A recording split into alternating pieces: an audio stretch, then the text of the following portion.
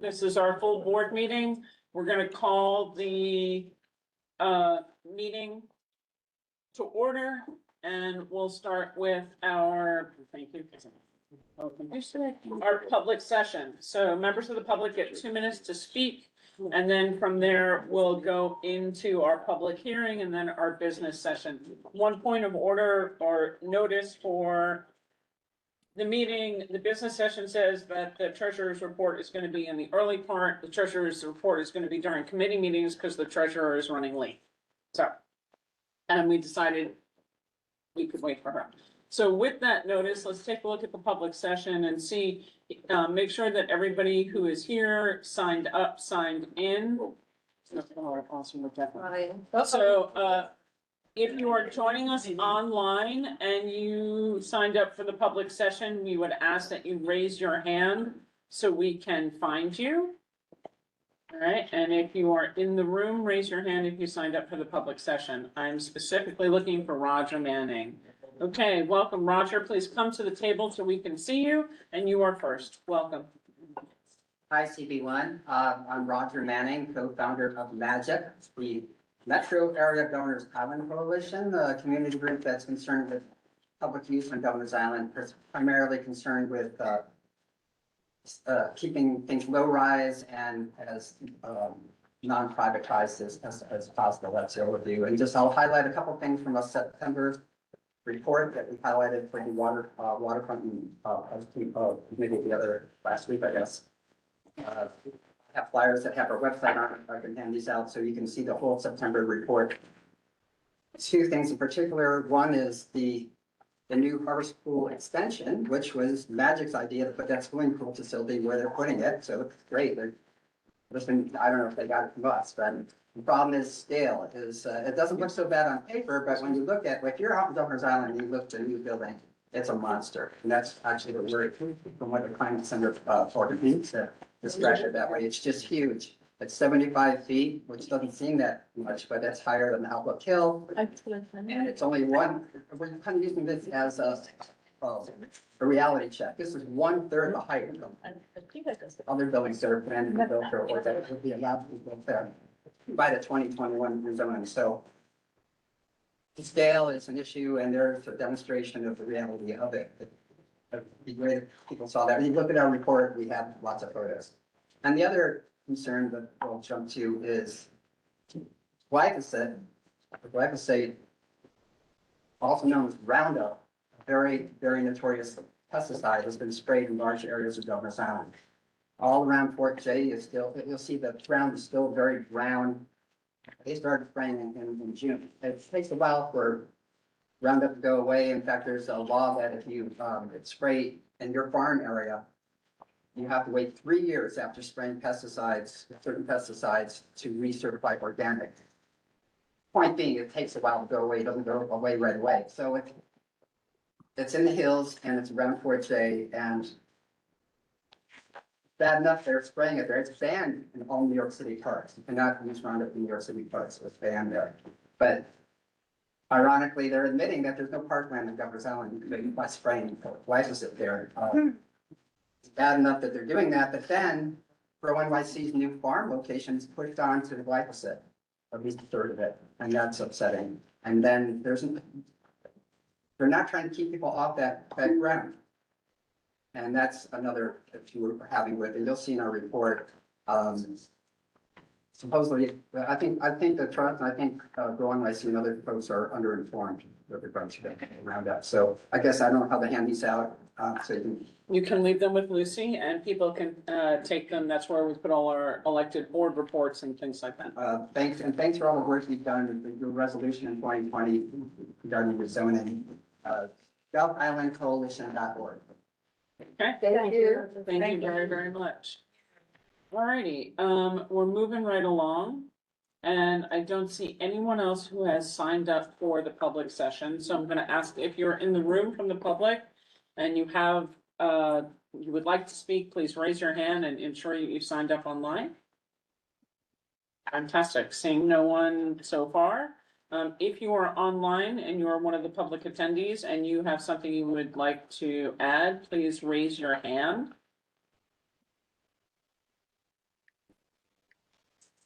Okay, I do not see anyone, no one has messaged, knowing that we will close the public session and open the public hearing. Public hearing is the topic of the final recommendations for community ideas for CB1 municipal expense and capital budget priorities for the budget year, which is 2026 through 2027. And do I have any hands in the room who would like to speak on that? Seeing and hearing none. And looking online, are there any people online who would like to speak specifically on the budget? There's still budget for food on our full board meetings? That's not about capital expense for the Well, city. you know, when you get down to it, maybe. Well, we did ask, Pennies. we did ask for more money for There the you community go. board, so there you go, because we'd love to have a land use person. Mhm. Okay, so seeing and hearing no one, we opened and we will close the public hearing at 6:21. So we're marching right along for the day. Let's start then with the adoption of the September 2025 minutes. Are there any questions? All the questions. Call the clerk, second. Second. Questions been called, questions been second. Jason's gonna do roll call Right, for the September minutes. okay, Amoruso. Okay, someone can, so am I, you're in there, okay, so am I, but I'm gonna put a check, okay, so that was a not, nothing goes there. Hardin. Here. Okay. You have to say, remember, it's attendance, but it's yes. Do I have ability? Then to yes, change for the something in one here? earlier. Oh, okay. Yes. I don't know if I do. He needs to. Yeah, I think I do. Okay, so that was a check. So it's a yes. A yes, a blank, Blank, yes. right? Brown Kennedy. Okay, so, sorry, Cameron, Cameron, yes. okay, Cassell. It's gonna take a second for me to get used to this. And turn your screen. You're in it, okay. Sorry, you have to have your camera on if you're on with us. Is she on? So we She said was right, right earlier. Change. She was there, she fell off. Rosa's online. But Rosa, Rosa's not unmuted either. No. Rosa, and her camera's on. And her camera's off. okay, we're not gonna get to her. Chapman. Charcudian, Yes. okay, Cole, Oh, yes. Foreman, He's here. He's in the bathroom. Kucha, Kuchia, yes. Curtis, Curtis, yes. Dimick, Demick, yes. Juarez, Friedman, yes. Froman. Galloway, Yes. Goldstein, Goldstein, yes. okay, Goodkind, Good kind, yes. Hernandez. Yeah, he was- James. James is not here yet. Joyce is not here yet. Hay. Hinell, Yes. Hopel, Lerner, Joe, you have to unmute. He's not in yet, but he Ooh. may not know how to. Lerner, yes. Lewinson, There. not here. Oh, she's on. Lyon, Lyon, yes. Meltzer, Meltzer, yes. Minsley, Inslee, yes. Moore, yes. Hanya,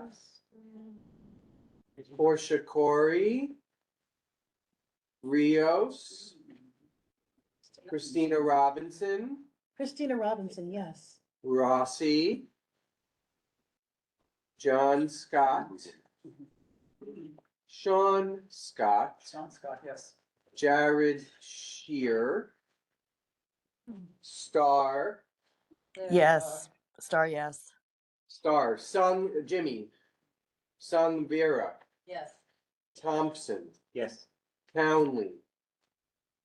Here, you, No. who's here, Zeltzer, Zelter. Zeltzer, right, okay, Maybe so go he's back not to. here yet, okay, maybe go back back. up, Uh, Foreman is. Foreman, Yes, Corman, Okay. yes. Eric Flores is here. Flores we have, right? Let him do Mr. it. Flores, He's to say yes. okay, we'll do it that way, and Sorry, then but who he's else, here. everyone else is blacked out, so. But they're blacked out means that they And didn't ask for you. Zeltzer. What about Rosa? Oh, okay, so should I run through that just one more time? Yeah, so you go sword. A refresher, and it'll be me, okay. All right, so we'll try with Rousseau, and let's see if, no, got it. Brown Kennedy, Rosa Chang, she's around, Wendy Chapman. Nope. Jess Coleman. Nope. Froman. Mariam is not here, Mary James, Joyce, Lewinson, Panya, Porsche Corey, Rios, Rossi, Scott John, Shear, Sung, Townley, Zelter. Perfect. Okay. Nice job.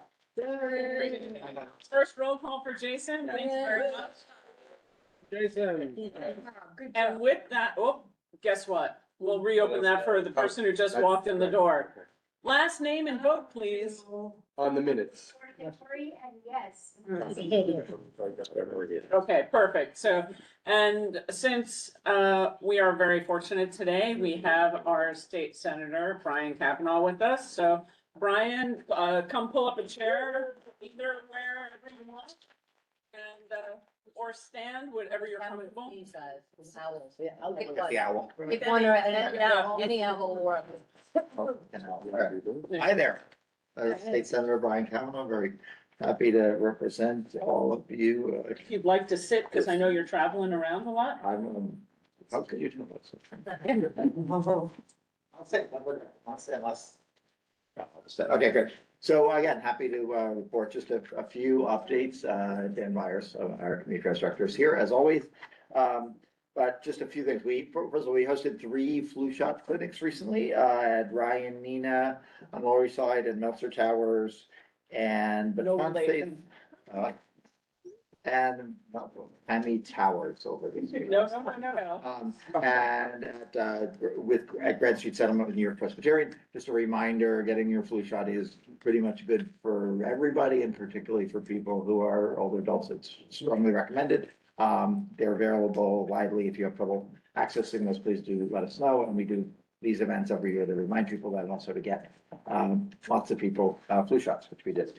I also recently announced at a longest table event at Gotham Park, and it was a truly long table, that we have allocated $825,000 in capital money for Gotham Park for continuing the work of enhancing that space. We are having some discussion with the city DOT about how that money will be spent. We're hoping it can not just go into the bigger pool of capital that be used in the long term, but into some more immediate improvements that we're working on. The Manhattan Detention Complex, we continue to have periodic meetings with people in the community about the impacts of that work as it happens, which is separate both from the question of whether they ought to be building that jail, which some of us are skeptical of, and also the design of the project. We will be scheduling another meeting about impacts. Those are a lot, they're representatives Community Board 1 on those meetings, and they are also recorded and posted on our Senate website. But we'll be resuming those meetings as work continues on the site. In the meantime, just a reminder, probably most people in this room know that there is the community design workshop. It is their second. It is happening tomorrow at 31 Chambers down the street. And, the city will be talking about proposals of the design and hearing community feedback. So anybody interested in how that project is working, that's a good place to express that. We've also been doing lots of office hours in the community at Masaryk with Grace Lee and at University Settlement. We continue to be out there, but obviously if anybody has constituent concerns or community issues, you can always reach us in our non-mobile office, which is at 250 Broadway. We're doing a pet adoption event. It is not in the confines of Community District 1, but you're all welcome. It'll be at Tompkins Square Park on Sunday, November 9th from 12 to 4 with Animal Care Centers of New York City. And again, lots of opportunities to take in a dog or cat. We do have flyers on this, and we ask you we appreciate you helping spread the word on that. On the legislative side, we've been very focused on costs of I chair the housing committee, so I'm particularly focused on costs of housing. One of the things we've heard now for a couple of years is that insurance costs for homeowners as well as multifamily properties have been going up. Some of that seems to be about extreme weather and climate change. Some of it seems to be about cost of liability insurance going up. So anyway, we are having a formal investigation jointly with the housing committee and the investigations committee and the insurance committee.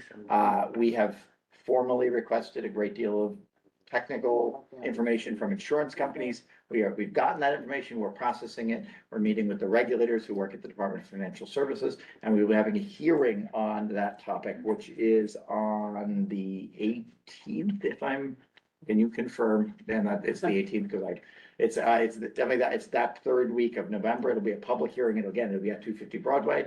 And again, our hope is that we can get some real understanding about how insurance costs are changing and what policy changes we can, and statutory changes we can do to try to get that under control. And also make sure that insurance continues to be a product that will, notwithstanding climate change and extreme weather, will still be available to people.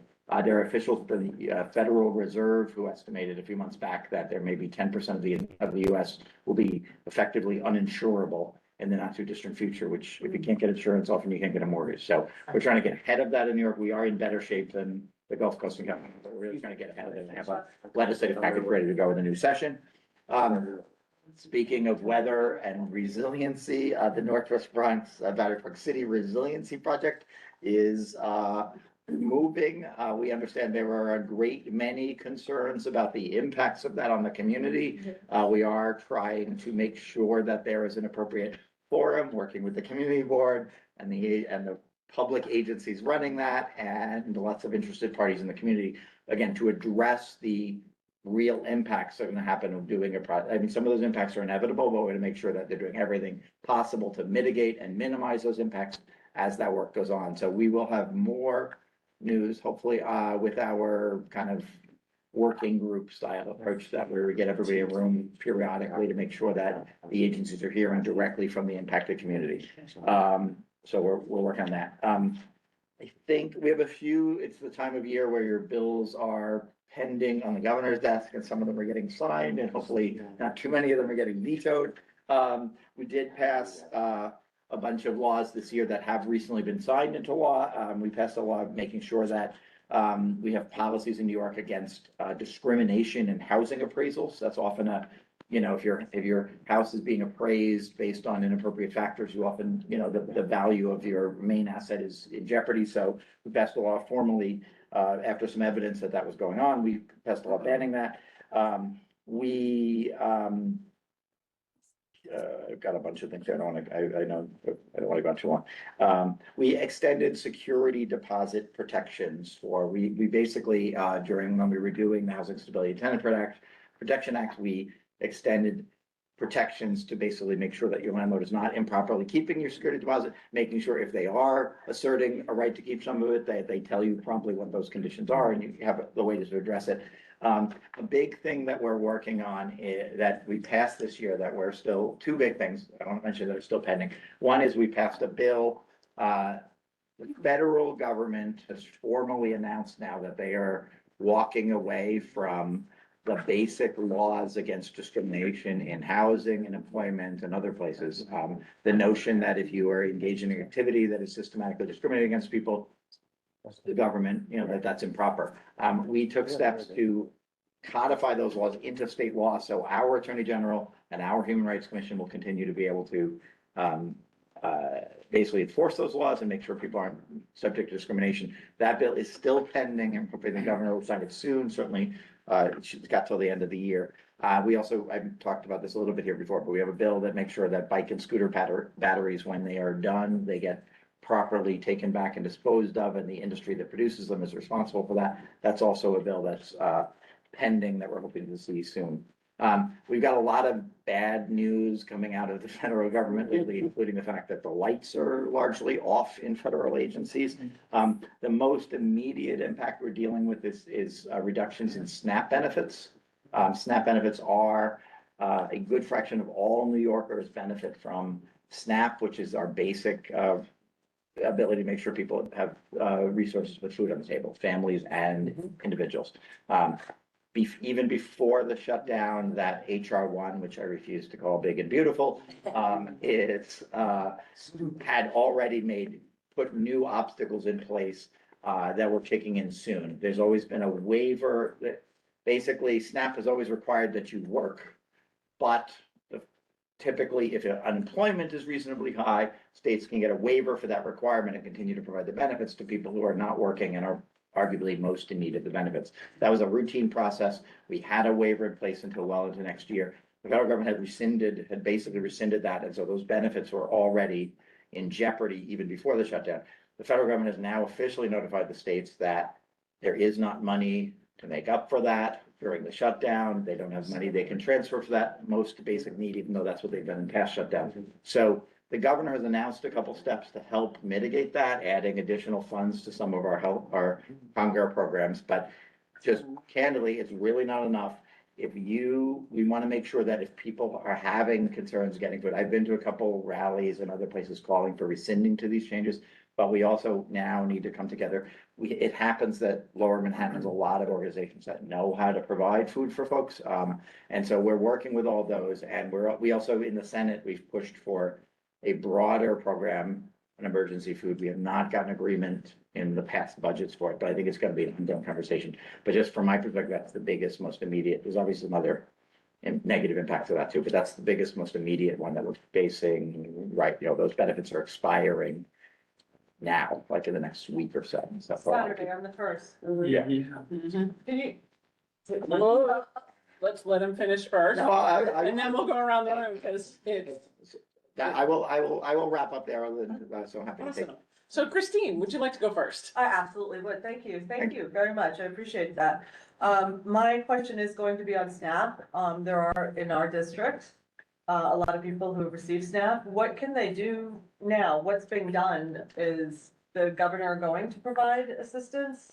So the governor announced in the last couple of days, some modest increases, some additional resources for organizations that provide food to buy additional equipment that'll make it easier for them to distribute food, and also some additional supplements for food. But this federal program is very large, something on the order of $700 million. And we have not so far put forth resources that are in any way going to offset that. And I will say the Senate the last two budgets proposed a much bigger and more generous effort to ensure that food assistance is available for everybody. And we have not been able to get that adopted in the budget in our negotiations with the executive. So I don't want to minimize that. I think we should be doing more. Having said that, we are not in the next couple of years going to be in a situation where whenever the feds cut the kind of things the feds are proposing to cut, that we can just step in and offset it. These are very large expenditures. The Medicaid cuts are also going to kick in at over $1 billion a year. So I think we have to continue to fight to minimize the impact. So for example, the SNAP cuts have come very quickly. The Medicaid cuts, presumably because there's an election in 2026, they don't have them kicking in until January 2027. So on that one, we have about 14 months to figure out how to minimize the likelihood people will lose the benefits by not being able to certify work eligibility. The difference is we don't think people are getting Medicaid who are not, they basically imposed Medicaid work requirements. Basically, Medicaid has always had work requirements. What they've proposed is a need to certify every 6 months. And their expectation is people will lose the benefit because they'll fail to certify, not because they're not working. With SNAP, you have been able for a very long time to get SNAP, even if you're not working, because of the waiver I mentioned. Feds would say, Yeah, no, I'm aware. Right. I'm sorry. so maybe others aren't, but just to say, I think we should be doing more at the state level in this emergency, but we also should be pressuring the federal government. Even Josh Hawley, no friend of mine, but has proposed a bill that would allow SNAP money to flow during the shutdown. And so again, I think that pressure our own Congress, I've been out in the streets with our own Congress member more than once demanding change of that. I think our delegation, at least on this is a nonpartisan space, but the Democrats in Congress have been demanding changes more vociferously, but even some Republicans. So we have to pressure the federal government I mean, obviously, hopefully they should figure out the shutdown, but this was a problem before the shutdown. It's gonna continue to be a problem for a lot of people. So it's a fight, Tammy. Okay. Yes. Next, Jill. Hi. I do. As our state senator and as the head of the housing committee, can you tell me what, if anything, you've done specifically to help preserve the limited rent stabilization in Gateway Plaza, which is about to expire, in which hundreds and hundreds, if not thousands, hundreds will lose their homes? As you know, I was very involved in the effort to get, so Gateway Plaza has, it's not rent stabilization, it's sometimes called Quasi-rent. quasi rent regulation, They call it quasi-rent rent stabilization, QRS. And it is an agreed upon deal between the owners of the property, who are LaFrac, the giant property owners in New York, and the Battery Park City Authority, for the benefit of the rental tenants, of the tenants that were there when the deal was put in Right, place. the authority owns the land and. Right. So the deal, as you know, expires in 2030. Yes. I think it is gonna be very challenging to get that landlord back to the table in the meantime to do something voluntary. We will need to negotiate an extension of that deal. Part of the problem is if you are again, this is a famously hardball landlord. Years ago, somebody asked them to have a meeting with us, with all the elected officials, and they were, I'm not gonna get so far, but again, like, they believe that housing shouldn't be rent regulated at all anywhere. They are running giant amounts of rent regulated housing, and they fight for loopholes and deregulation, all that sort of So stuff. you're saying bye-bye? I am saying that if I were the king of Lower Manhattan, I would pass an edict that they should protect That everybody. I know you would. We're gonna have to fight for it. And I don't think because it is 5 years away, Work. I think, well, 2030. Or last lease will be signed. All right. All right. Again, we're attentive to it. We've talked to Battery Park City Authority about it. We're trying, but I think so far we have not gotten a conversation going about that eventuality. I am ready to fight like hell for that. At some point, it's gonna have to be a negotiation with them where they're gonna be looking for some concessions. They're Presumably from the authority. looking now due to resiliency. so- They are looking for concessions from not necessarily in exchange for the affordability, but Yeah, well. again, I'm open to the conversation. We've reached out and tried All to have right, the conversation. let's move on. One Justine, more question. and then that's the last one in the list. And I'll be quick. I just wanna, I was happy to hear you say that you're focused on some mitigation during the construction in Battery Park City of the Northwest Resiliency Project. Because while I'm somebody who thinks it's necessary and needs to go forward, it's going to be a slice of hell for the people that live there. And it's going to be going on for 5 to 6 years. So mitigation is important, and I know that in different capacities, the Homeowners Coalition will be contacting your office and we'll be looking for the electeds to support us when we ask for some mitigation. Right. Thank you. No, yes, You know. we have been in touch with a lot of those folks, and again, we are gonna try to create a forum where we can actually get practical solutions as this goes forward, and it is gonna be rough under any circumstances, but there are steps they can take, and we're gonna try to make sure they take them. Thank you. Thank you, Brian. Thank you all. Thank you, everybody. I was gonna go to Jasper, because I know you gotta go to CB3, but Assemblymember Glick has joined us. So, this is, I'm hoping not her farewell tour for CB1, because we still have time, plenty of time with Assemblymember Glick, but we welcome Assemblymember Glick.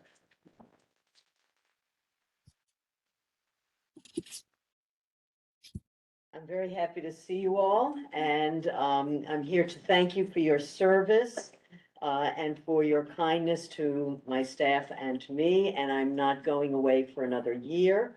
And I will continue to work hard and focus on a range of issues.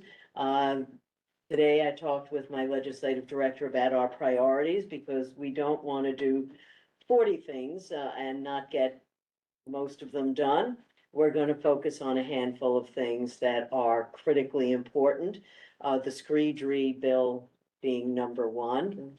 The second group of bills are related to the environment. My packaging reduction bill is key. The city, well, all over the state, there's a solid waste crisis. We're running out of landfills, their useful life is 10, 15 years. And we have an enormous amount of packaging that can't be recycled and is just filling up landfills. And the cost to New York City on an annual basis is somewhere between $420 to $450 million. If we could cut that in half, they could use that money for other things that we need. So there's no end of the need, and it would just require, we're consumers. When you go to the store, you can't control the package. You want the item. The only ones who can do it are the producers, the manufacturers, and they have to have some skin in the game. And so the bill sort of says you have to, based on an enormous amount of packaging, the by unit and to some extent weight, you have to pay a fee to help municipalities and therefore taxpayers cover the cost. You use less, you pay less. So that's the incentive for them. And we also require a certain amount of recycled content to create that circular economy so that there is in fact, for municipalities who collect the waste, somebody who wants to buy some of that material so that they can then use it for their recycled content. We also have a couple of bills that deal with forever chemicals. PFAS are a range of chemicals. They never go away. We have them all in our bodies. It's probably some element of why people are sicker, younger. It's pernicious. It stays in the environment. There are household goods. So that's one bill, getting it out of household goods. And the other is getting it out of personal care products, which would be really nice if we weren't smearing this crap on us. So it would be a really good thing. Those are a couple of the bigger bills. We have a couple of smaller bills. We have a bill that I'm fond of because it restricts certain animals from being used in traveling acts. And you shouldn't have big cats, kangaroos, and a couple of other animals in these. It's not good for them, it's not good for people. There've been instances where the tiger gets loose, it's not very helpful to the community, it scares people inexplicably. And injuries have resulted. So that's a smaller bill, but personally important to me. That's kind of a sketch of what's on board. We have probably, 5 or 6 others, but that's kind of the overall, and those are important, and those are the ones that have impact. And the packaging bill also goes after plastic in a serious way because we go after toxins. And plastic, the interesting thing is that 460 million tons of plastic is produced every year globally. And 91% is not recyclable. So some is incinerated, which I'm sure is wonderful in those communities, as the toxins just flood the air. But 79% of those tons wind up in landfills or in the ocean because, waterways, we're going to write something about this, but the ocean isn't, we call it this ocean, that ocean, this sea. They're all one. It's a big bathtub and they're all connected. So if something that falls into the Hudson River winds up in an ocean, and it moves around. And that's why there is this massive Pacific garbage patch out in the, I mean, massive. It's its own continent. And micro and nanoplastics are everywhere, even where there isn't any manufacturing or any people. The penguins are walking on ice that has nanoplastic in it. So, we got a lot of problems, and I love Bill Gates saying, oh, you know, I was just too much of a worrywart. I talked to Trump, obviously, and it's okay. But, you know, we are losing the water column. That is, the water cycle is vital. You know, it was, Albert Einstein said, no bees, no food. Deborah Glick says, no water, no life. That's right. And I'm fond of, maybe some of you have seen Rick Steves on PBS, That's How I Travel. And he goes to places where they had, you know, glaciers. And he points out where those glaciers were, you know, 10 years ago, 5 years ago, and today. And I will just close by saying my my plastics bill, we found the 1997 environmentally sound packaging bill. And it talked about the solid waste crisis.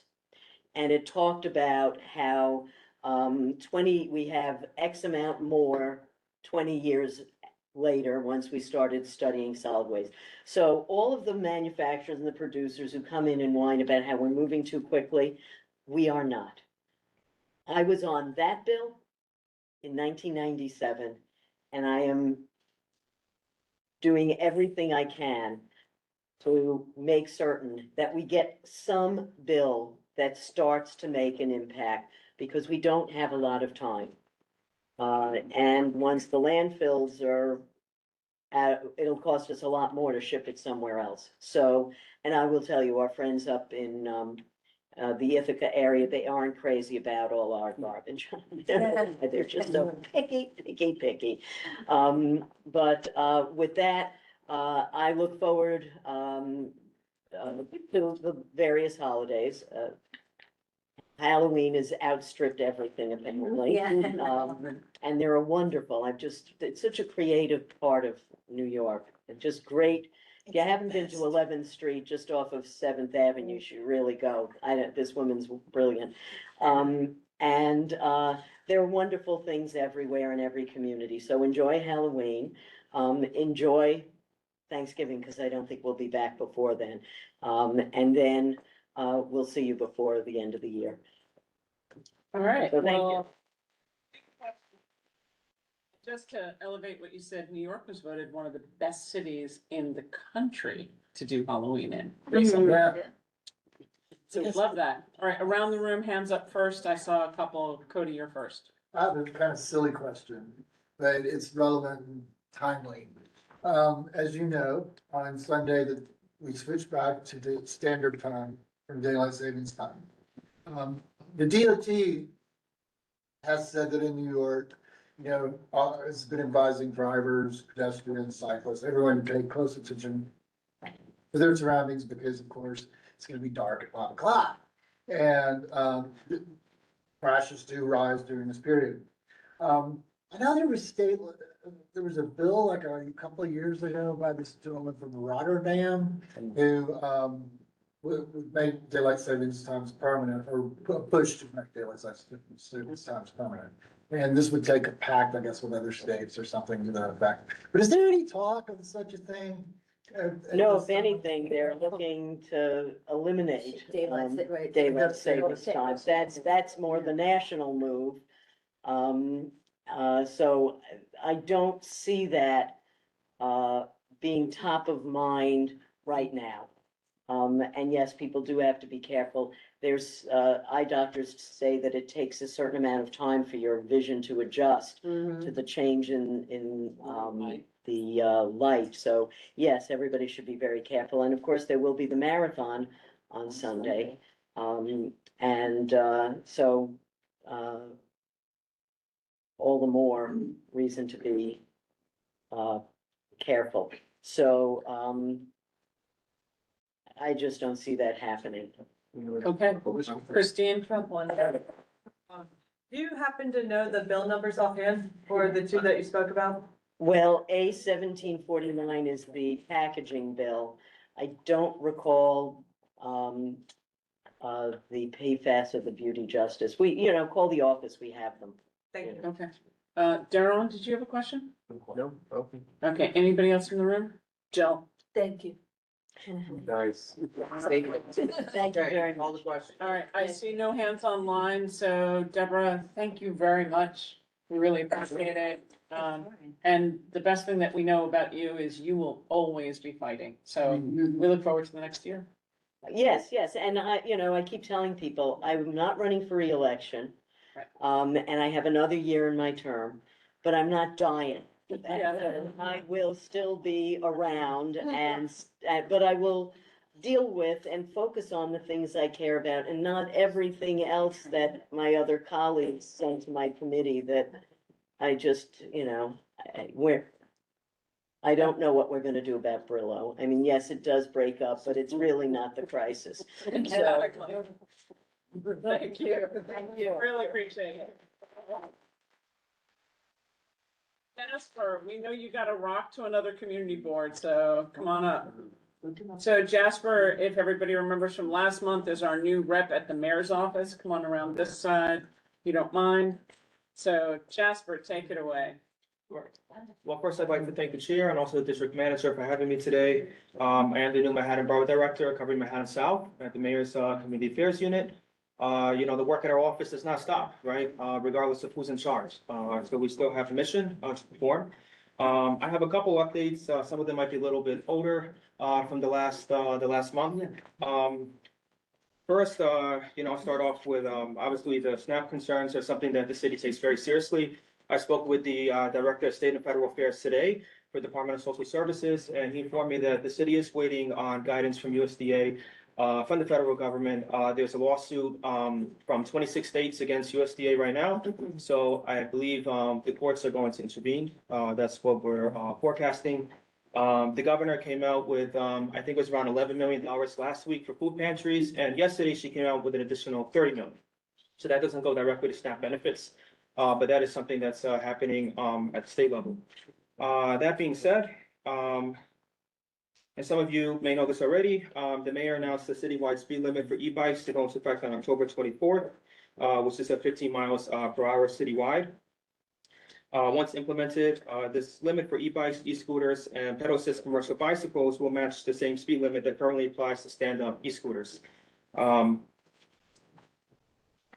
Are you going to enforce it?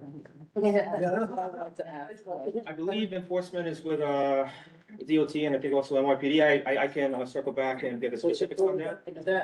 All right, we'll let him finish his report. I was at the last We meeting, have all, There's a lot of questions about that. yes, come back with more information. We have Definitely. several meetings during the month. You can come to any of For them. sure, I'll try my best. I mean, I have to, 6 community board meetings, but if anything, I'll Only circle one back is on number that one. and I'll send the update to chair and the district manager to share with everybody, so we'll take note of that. Recently, the mayor, the attorney general, and also our HPD acting commissioner, Metzigani, announced a new pilot program to support struggling Housing Development Fund Corporation, HDFC cooperatives in New York City, ensure they can continue to offer safe, affordable homeownership opportunities for low and moderate income New Yorkers.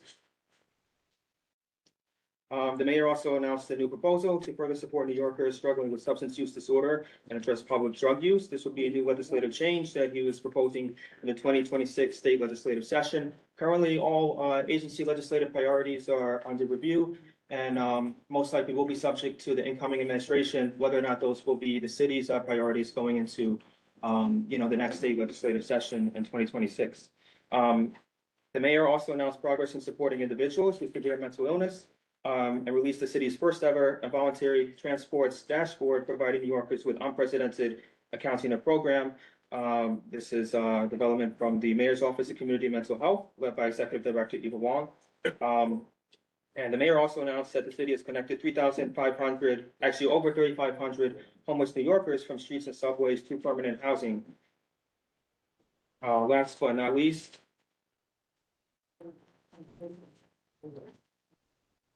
Last but not least, as Senator Kavanaugh and Chairman of the Housing Committee mentioned earlier, EDC will be having a workshop at 31 Chambers Street on the Manhattan Detention Complex.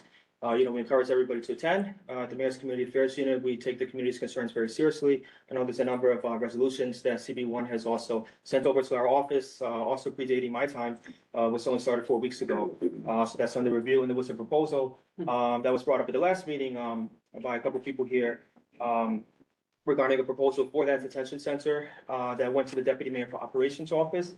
I can confirm that it's been under review. And I spoke with one of the senior policy advisors there, so I'm waiting for a little bit more feedback because there's been a lot of turnover within the DMO team. But I can confirm that, it has been seen. Okay, Pat, you're first. Jasper, I wasn't here last month, so I didn't get a chance to meet you. I'm Pat Moore, Chair of the Quality of Life Committee.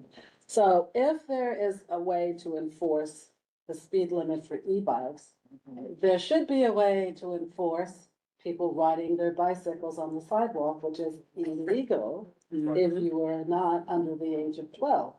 So would you please take that back and let them know that if they can do the e-bikes, they should be able to get people off the sidewalk. For sure, and that's something that I've experienced myself. I'm a lifelong resident in CB3, briefly lived up in CB10. So, it's something that I've seen and I think it's very concerning.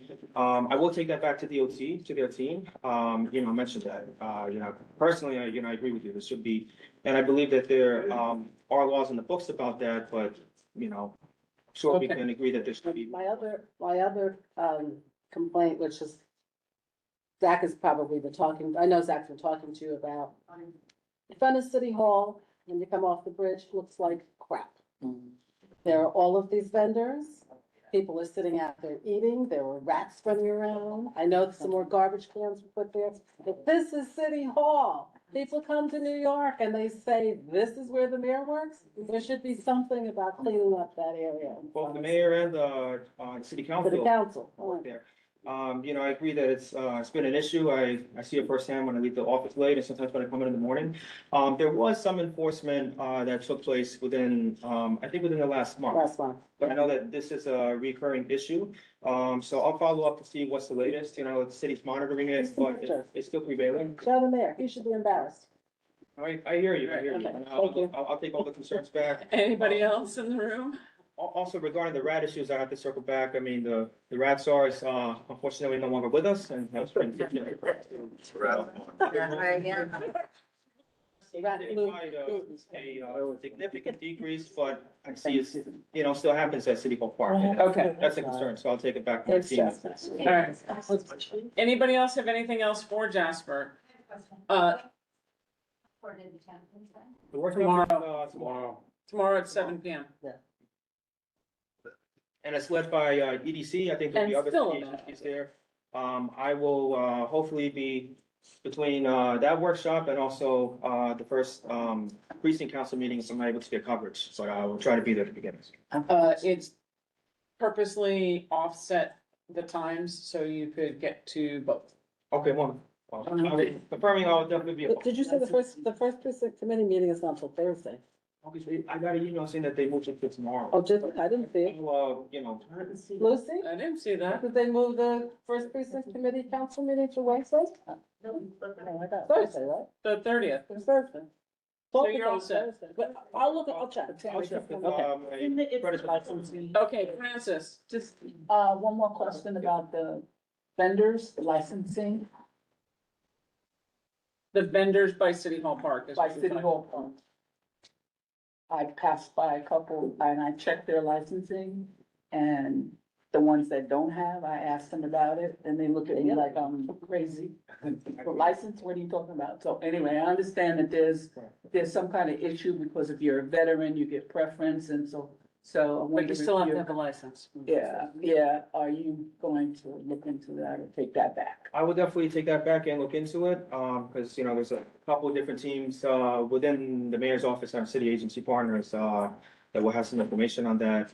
But yes, as the chair mentioned, licensing is mandatory. So we'll definitely look into that. Okay, thanks. Okay. Alrighty, seeing no other hands, thank you very much. Thank you so I'm much. doing a quick temperature check because I know Lane is here, but Deborah, spoke. So, no updates from you. Dan? Yeah. No update, okay, I'm just going through my checklist. Somebody here from Fall's office? Nope, okay, so then we're done with that. We move on to Andrew from the Borough President's office. And then we're gonna go Max and then Peter. And I think I would have hit all the elected offices. Who am I missing? Public access. Oh, hi, sorry about that. Didn't see you back there. We'll get to you too. Andrew here. And Grace Lee's office, sorry. You're gonna go next. Do a duet. Andrew here from the Manhattan President's office. I only have two things I want to talk about, mention. One, the Manhattan Borough President was also at Gotham Park's The Longest Table event, I believe last weekend, or, sorry, yeah, Longest table. not this past weekend, the weekend before that. Last- And we presented a check.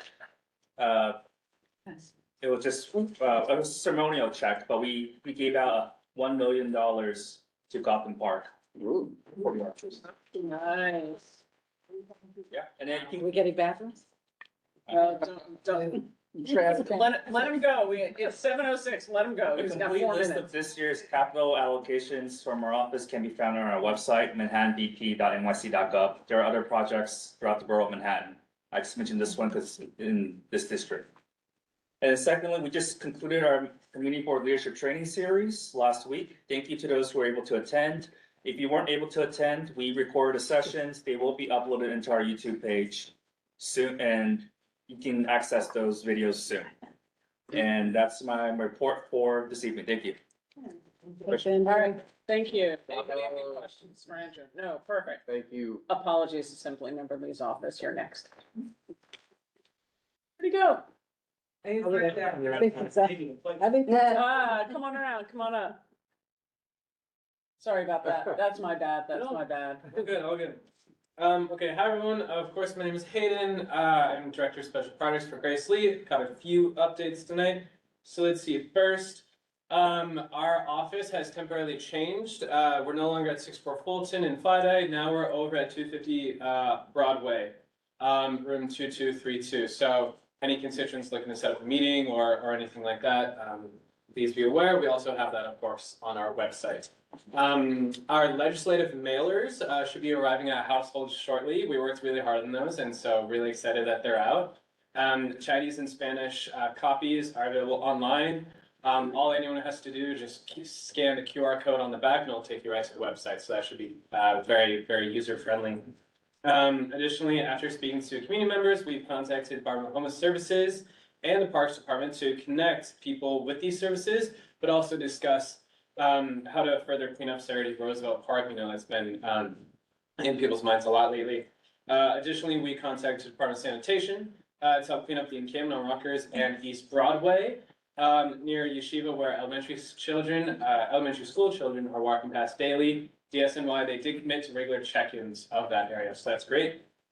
Couple quick events upcoming on Saturday, November 8th. We're co-sponsoring with LES Ecology Center, a free electronic and textiles recycling collection event with the Office of Councilmember Chris Marte, as well as Chinatown Partnership. So that'll be at Kinlow Square, at that intersection, East Broadway and Bowery, from 10 to 2. So please discard any textiles or electronic waste there. As Assemblymember Quick spoke about, really important to that, especially that electronic waste safely and responsibly. And then on the 15th of November, we are co-hosting a turkey drive with Vision Urbana. We were really excited to do it last year, and so we're looking forward to this year. That's from 10 to 2 at 65 Norfolk. Recently, we co-hosted a free flu vaccination distribution event. That was with medical professionals from the New York Presbyterian. Again, please get your flu shots. I made the mistake of not doing it, and then lo and behold, I got sick a week ago, and still a little sniffly. So get your flu shots. Yeah.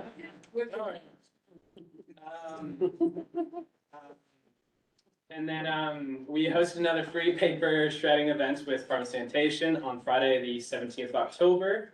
And then we joined Ryan Health and other local elected officials for a flu vaccine clinic on 17th at Melter Towers. Those are all my main updates for tonight. Happy to take any questions if you have them. Anybody have any questions for Assembly Member Lee's office? Okay, thank you very much. Feel better. Stay there. All right, Max from Councilmember Marte's office, and then Peterson from the District Attorney's office, and then the gentleman from the Public Advocate's office, right? Ariel, sorry. I can like barely see that far, Ariel, so I apologize. Okay, go ahead. Cool. Hi, everyone. I'm Max Boyd from Councilmember for Marte's office. So to start, I'm sure we all saw just a few blocks away last week, again, militarized ICE, I don't know, soldiers, agents, you know, marching through the streets. And so, again, Councilmember Marte, you know, we got a call, you know, basically a constituent called and said, there's 40 ICE agents outside my door. So again, the council member within 15 minutes was over there documenting, recording what was happening. And again, he remained at 26 Federal Plaza through the night, joining other elected officials, and again, denouncing the ICE raid and ICE's presence in New York City. And so the council member's position that he maintains that ICE has no place in our city, that this escalation wasn't unnecessary, and it was intended just to spread fear in our community. And so again, while the counterfeit vending on Canal Street is a real issue, that is something that, again, has to be addressed by local agencies, not federal agents. And so our office is currently in coordination with everyone over here. We are all talking right, and again, today we were talking right about working out a plan to, you know, get better enforcement and, you know, from agencies on Canal Street. So we hope to have next steps, you know, announced shortly, but it is a thing that we are working on. And also last week, the council member participated in a roundtable discussion with the Soho bid and elected officials and community members and stakeholders also about vending and, you know, again, the counterfeit and other vending on Canal Street. And so again, this is an issue that we are taking seriously and working on. Separately from that, the council member has been raising awareness about the charter revisions that will be on the ballot or currently on the ballot. Specifically, ballot questions 2 through 4 raise serious concerns about the ability of the council and the public and the community boards to weigh in on land use development. So Connor from our office presented at this executive committee last week, and I brought along copies of his breakdown of the proposal, which I left in the back, as well as some palm cards from the council on the proposals there. And if anyone has questions, you can call our office to speak with Connor, and he can talk to you about the ballot proposals. On the legislative side, last week, the city council held a hearing on a bill of Councilmember Marte, Introduction 1307. And so this bill would require the mayor's office of media and entertainment to create what's called an accessibility fund. And so the accessibility fund would be a grant that would be given to film, TV, and theater productions to cover the cost of making their productions accessible to workers with disabilities. And so at the hearing, we heard from dozens of disabled actors and writers, directors, producers, crew members, who shared their experiences working in the industry and the obstacles they face just trying to receive basic accommodations, and how productions often either refuse or just unable to make the production because they don't have the budgeting for it. So this bill is intended to provide and create an incentive for productions to have the money at the beginning to be able to make those accommodations. And the bill currently has 23 sponsors in the council. So we're really hoping we can get it, you know, passed in these last 2 months before the session's over. And then I'll end quickly with budget. So participatory budgeting is back. So I'm sure you all, again, have heard it from me before, but this is the process where people can, again, the community gets to submit ideas for projects you would like to see funded. And then our office later in the year, where the community votes, then we give $1 million to these projects. And so right now we're in the idea collecting phase. So if there's a park you want renovated, a school that needs technology upgrades, right, you know, street trees you want planted, right, this now is the time to submit them. And so I don't have a ton of them, but in the back, we have cards, participatory budgeting cards. There's a QR code that'll take you to the website where you can like point out on the map where you know, what your idea is. And then, you know, the deadline is November 28th. And so after that, we work with the city agencies and then we come up with like proposals for how that works. And then in the spring, we have a voting session where the public can vote on what gets funded. And with that, I will take any questions. All right, Christine, then Alice. Don, I'm not sure if your hand's up for any known reason. You just mentioned that, hi Max, you just mentioned that you were hoping to get a bill passed. How's the bill going on, going down with the ticket? Yeah, so I actually just met with Keith Power's office about it today. That's exciting. And so, yeah, so again, I think they, even though again, he only has 2 months left, he does want to move this forward. And so, yeah, again, we're working and trying to think of through amendments and meeting with BCWP to kind of figure out where we can get, again, I think it's unlikely it'll pass in this session, but we want to, again, be working on it now to have, again, a final version so that when the next session is, we have a different speaker where hopefully, yeah, we can move that forward. That's unfortunate to hear. Is there anything that we can do to move it forward this session? I think, yeah, calling the speaker's office. I think, yeah, Call the speaker's office? Yeah, or calling and emailing the speaker's office, yeah, is good, because it has to get a hearing. And so I think that's the next step we need, yeah. Thank you. We have, and I'm just gonna say, there's two legislations that we're looking for beyond, obviously ticket offers. Yeah. Um, And the Farrellet's is still right. yeah, the state cannabis office is moving ahead with more legislation, and yet we still haven't protected public youth facilities in Manhattan, in New York City as a whole. Alice, and then I think Joel's next. Yeah, I would add to those bills. I'm just curious. I know that you've just started to grapple with the one that looks to prevent demolition of public space by the Department of Building prior to the review when required of the Department of City Planning. What is the next step on that? Yeah, so again, I have to first just put in that request to have it drafted. I just haven't had a chance yet, but yeah, again, now that you reminded me, I can do that tomorrow. Yeah. Okay, and then one more question is, I don't know if you can speak to this, but we certainly, some of us are aware of what our maybe potential mayor might be, Mom Donnie on Elizabeth Street Garden. Legally, is that something that can happen where that simply will be dialed back? Again, I can't speak to that Right. part. What I can say is, again, we definitely heard it and the council member is working on it and again, is prepared to fight for the garden, right? That is a deal breaker. Thanks. Joel and then Susan Cole. So just a question again about Canal Street, and you said you're very serious about this problem. Problem has existed for decades. You've even had show where bulldozers went to Canal Street and bulldozed State Cartier and Protect Watches and everything like that. So you said you're serious about it? But be serious about why haven't you done anything about it? Why does it take an ice raid for the federal government to make a spectacle for you guys to wake up and say, you know what, we're serious about it? Those people on Canal Street actually hurt our economy. You take away from retail, they launder money, and everything else that goes along with that dark system that's on the sidewalk that make people afraid. So my question really is, are you really serious about doing something about it, or you have to wait for the federal government to step in? They say, you know what, this is a great photo op, Joel, I'll wait in. let's have the district attorney's office I mean, answer that question. I can answer that question. Okay. Yeah, so again, It's so. not personal. No, but again, I can share, again, what we've been doing and the council member's been doing over the past 3 years. So I will say, on the first half, while Canal Street has obviously been around, like the vending for a very long time, we have seen in the past year, from what we're hearing from people who live there has been a change in the last year. So again, I think it is different. So even if we focus on the last year, right, the council members met with the police commissioner about this, with the commissioner of sanitation, deputy mayor of public safety, all in the last 6 months. We've written letters to the mayor and the commissioner. We've gotten extra resources for the first precinct. They now have a quality of life team now assigned for Canal Street, and even before that, right, we've been able to get them additional resources and better coordination with the 5th precinct. So again, this walkthrough, right, and the elected officials, we've been working on this for a couple months already, even before the ice raid. Again, we were planning something for the summer, then the deputy mayor for public safety got involved, and so again, we got extra resources from the quality of life team assigned there. And then again, it has been being scheduled. It just happened that the ice raid's in the middle now, but this is a thing we have been working on and have gotten additional resources for. But you have to understand, this has been a problem for a long time. Having committee after layer after layer after layer of city agencies. I know, she's next. Just talk about it, have meetings about it, and do nothing about it. It took an ice raid to get it on the radar. Joel, you've made the point. Anything new you want to add? Because I've got Susan and I'm at 7:18. Susan, you're next. I just want to reiterate what Alice stated about the Elizabeth Street Park. Many, many people are very concerned about this, whatever the issues, and I would hope that councilmen would make sure that there are no changes around what has happened with the Elizabeth Street Garden, pardon me, because many people are very concerned. Thank you. Definitely, yeah, again, like I said, definitely, again, he will be fighting for it again. He's not willing to give it up. Good. All right, anybody else have any questions? Go ahead, Morton.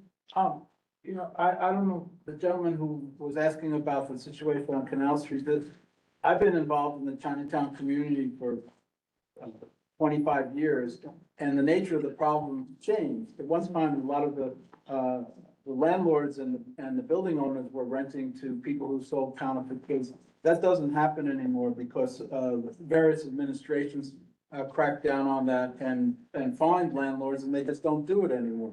And so the nature of the problem changes, and I think but it's an issue for the mayor more than it is for the city council, because it's an enforcement issue. So, you know, I mean, if the mayor would come and answer that question, you could ask him what he was doing about it.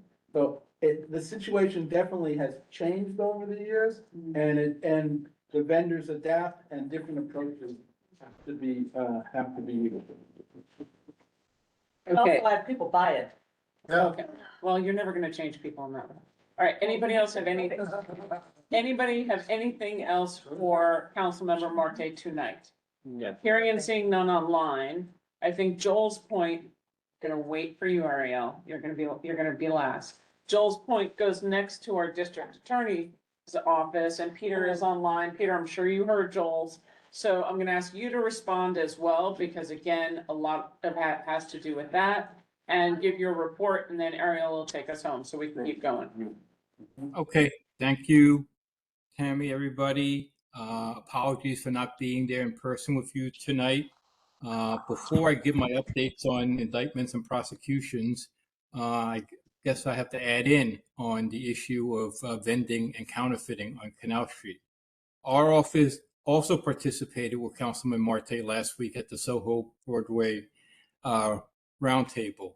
We had our head of arraignments explain the situation, what we're able to do from our jurisdiction on enforcement on this level. Some of it where some of the members in this audience just before me correctly pointed out that the situation has changed over the years. The landlords are not renting out there, so the warehouses are not in this area, so that's worked on by other agencies. So we continue to work with our partners, NYPD and the councilman's office on this, and we can when the arrests are made, we prosecute them to the fullest. But we work with the laws that are on the books right now. That's what I have to say about that issue. Moving forward, just want to give the audience some updates on recent indictments, prosecutions, and sentencing. Jamar Banks was sentenced for a New Year's Day stabbing on the Uptown No. 2 train at 14th Street. He was sentenced to 10 years in state prison for being convicted of assault in the first degree. Tyler McPherson was indicted for slashing on Astor Place and 8th Street in October of 2024, 2 counts of attempted assault in the first degree. Finally, we indicted a landlord, Maya Chitrick, and his company, West Paramount, for harassing 2 older rent-regulated tenants between September of 2020 and September 2025. It's alleged that he waged a campaign of harassment against 2 rent-regulated tenants in their 70s in hopes they would move out and this building could be sold. I want to transition to let everybody know that the district attorney's office has a housing and tenant protection unit that investigates cases like this, and looks for the rights of tenants. If you know of somebody in the community that is in need of these services, please contact me and I can put you in touch with this unit. And just to end, it's October. Our kids are back in school, so probably next month I'll be coming here giving you updates of the 2026 high school and college internships, which they can apply in January. Those are my updates. Open for any questions. Joel? I knew you'd be first, so I might as well just start with you. Sorry, I gotta say that's a really weak response. You guys could have all your meetings, you could all check a box, show up at the biggest table in the world, but honestly, we need action in New York. We need action in New York. I don't know if you ride the subways, I don't know how much you're out there, but we need action. And that doesn't work for me. I've been in New York, and I was just talking to Lucy, we were looking at Canal Street for 40 years. It's a plague.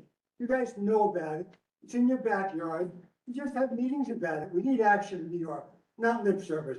So as far as I'm concerned, it's just eyewash. You guys just check in the box. We want to see something happen in New York. We want to see the lawlessness go away. We want to see more prosecutions.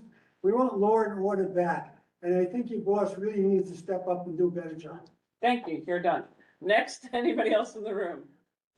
Do I have anybody online who would like to ask Peter anything? Okay. Yeah. Oh, Darren. What's the penalty for selling counterfeit merchandise? I mean, is there if I got convicted tomorrow, would I be seeing prison time or is it a fine? Peter? The answer to your question depends on who we're arresting. If we're arresting the person on Canal Street for selling it, it's probably a misdemeanor. Okay. If you're talking about trademark counterfeiting, that will probably be a felony, and that will probably be investigated not in our office, but another office. I hope that sort of clarifies it. The misdemeanor, does that take any jail time? Probably not. Okay. All right, so Peter, you can hear the conversations, you hear and understand. I was on that Broadway Soho call, and there were hundreds of people on that call. And the main point that I noticed and I saw is a complete disconnect that actually the council member can't change, but it's a disconnect between if DSNY comes and confiscates, if all of us are around here and we all have our bags out on the street, DSNY confiscates because they do a sweep through for illegal vending. There's no NYPD coordination that I could understand or see from that conversation that then said, oh, well, Jill and I show up to go pick up our merchandise. It all happens to be counterfeit, but we just come in 6 hours after you've collected it and sign out for it. No one's looked to see if it's actually counterfeit. There's a hole in the system here. And DSNY doesn't turn it over to NYPD, so there's no cross agency or minimal cross agency coordination. So if Jill and I showed up to pick up counterfeit materials, and we take possession of them and sign them out saying, yes, these are ours, and we're taking them back so we can go back on the street, then Jill and I should be arrested for owning counterfeit material. And I just don't understand how we can't get to that point that it's really a clean system. I understand that city council changed the rules. I understand it moved from agencies, but at the end of the day, it should be the district attorney's office that makes suggestions to how the rules could be followed and how the laws can be changed so we can actually have things functional, because this is one of the most dysfunctional things I've ever seen in my life. Jared, my statement. The only thing I was gonna say is if the landlords are not warehousing this, it's being warehoused elsewhere. I think it would be helpful if the district attorney's office could work in partnership with the actual rights holders who have a vested interest in protecting their valuable rights and going after the source of this. There's operations. There's trucks, they have trucks on the side, and then there are different houses or tenements where they have the folders and they show the item and they go and take them up someplace. I mean, So there's two levels of why operation. you can't impound the truck where the guy, store is. We still got another question. There's one, anybody else here? No, there's the public. Okay, so thank you, Peter. Thank you very much. Ariel, you have the last word of the day. And thank you for coming, and I'm sorry for the disconnect there. Yeah, hi everyone, I'm Ariel. I'm a senior policy associate for Public Advocate Jumaane Williams. Excited to be at my first CB1 meeting all the way from the 16th floor. Try to keep this quick. We have a few public health updates. We had a Legionnaire's disease town hall last month. You can read more about that town hall and get some more information on Legionnaire's at our blog, advocate.nyc.gov/blog. As I'm sure many of you are aware, Governor Hochul extended the executive order that allows pharmacists to continue administering the COVID-19 vaccines. You can sign up for a vaccine and get more information about that at on.nyc.gov/COVID Express. It's heat season, which means that during the day, your apartment should be at least 68 degrees. At night, should be at least 62. If you or your neighbors or folks in the neighborhood are having issues with that, you can get in touch with our constituent services folks, and we will help you with that. we are currently hiring for several positions. If you or someone you know is interested in being a first deputy public advocate, a policy associate, or an HR manager, you can get more information on those and apply at advocate.nyc.gov/opportunities. In terms of legislation and policy, recently the public advocate spoke at a hearing on the City Council Committee on Mental Health regarding the need for a robust 988 infrastructure, calling for improvements and investments that integrate with Be Heard and other intervention programs. The city must invest in its crisis response hotline and expand its response services to New Yorkers, so that there is less involvement from law enforcement and to de-escalate crises, making sure that dispatchers are well trained to triage calls to determine the appropriate response for each situation. Max spoke really well on ICE. I don't have a ton to add there, except that the public advocate is going to continue pushing for all levels of government to support the city's immigrant communities and marginalized populations through legislation strengthening protections at the state and local level. We have a couple events coming up tomorrow in this building in room 2209 at noon. We're having a panel called Healthy Bodies, Safe Relationships, speaking on the experiences of trans survivors of domestic and sexual violence. A little bit farther from here in the Lebanon Lounge in Jamaica, Queens, we're having a senior creativity paint and sip night on Thursday, November 6th at 5:30. And you can always get in touch with our office at gethelp@advocate.nyc.gov, or by calling us at 212-669-7250. We welcome constituents who have appointments to come to our office. And you can always stay in touch with our latest work at advocate.nyc.gov/blog. We also have an Eventbrite, Threads, Twitter, Facebook, Instagram, Blue Sky, LinkedIn. We have lots of events and updates on those places. Any questions for our public advocate, Francis? Hi, could you, repeat where I could get more information about the progress with Legionnaire's disease? Yeah, you can read about the town hall we had at advocate.nyc.gov/blog. And there should be more information there. Okay. Anybody else? Nope. Thank you very much. Really appreciate you coming. Apologies for the delay. Alrighty. So with that, we're gonna move to the district manager's report directly. Great. My slides will be coming, I'm sure. Start off by letting you know that CB1 was awarded new fellows for this new year from the Fund for the City of New York. We applied for 3 fellows. We were granted 2. So this is very exciting. The first project was proposed by NEDA, and it's for zoning capacity and development rights in Lower Manhattan, focusing on the changes in zoning from City of Yes and what that means for Lower Manhattan. The second project I put in to expand data-driven community insights in Lower Manhattan. For those of you who saw the PACE interns visualization of 311 complaints, this is to expand on that. We had some technical issues with that, being able to have that on the website and present it to the public. There was some heavy cost to it, so this new fellow will then now be able to carry that project to the end and see if we can add some more data on top of that. Okay, next slide. The office was notified and asked to be a document holder for a brownfield cleanup at 5058 Cliff by Langen Engineering. And looking up where is 5058 Cliff, because I couldn't figure it out. It was hard to figure out from Google. If you go to the next slide, it shows you where that is. And that's, you can see Fulton and Pearl with Southbridge right there. And that's sort of a garden lot back there. And so I looked up who. So it's. Go ahead. Yeah. That's all?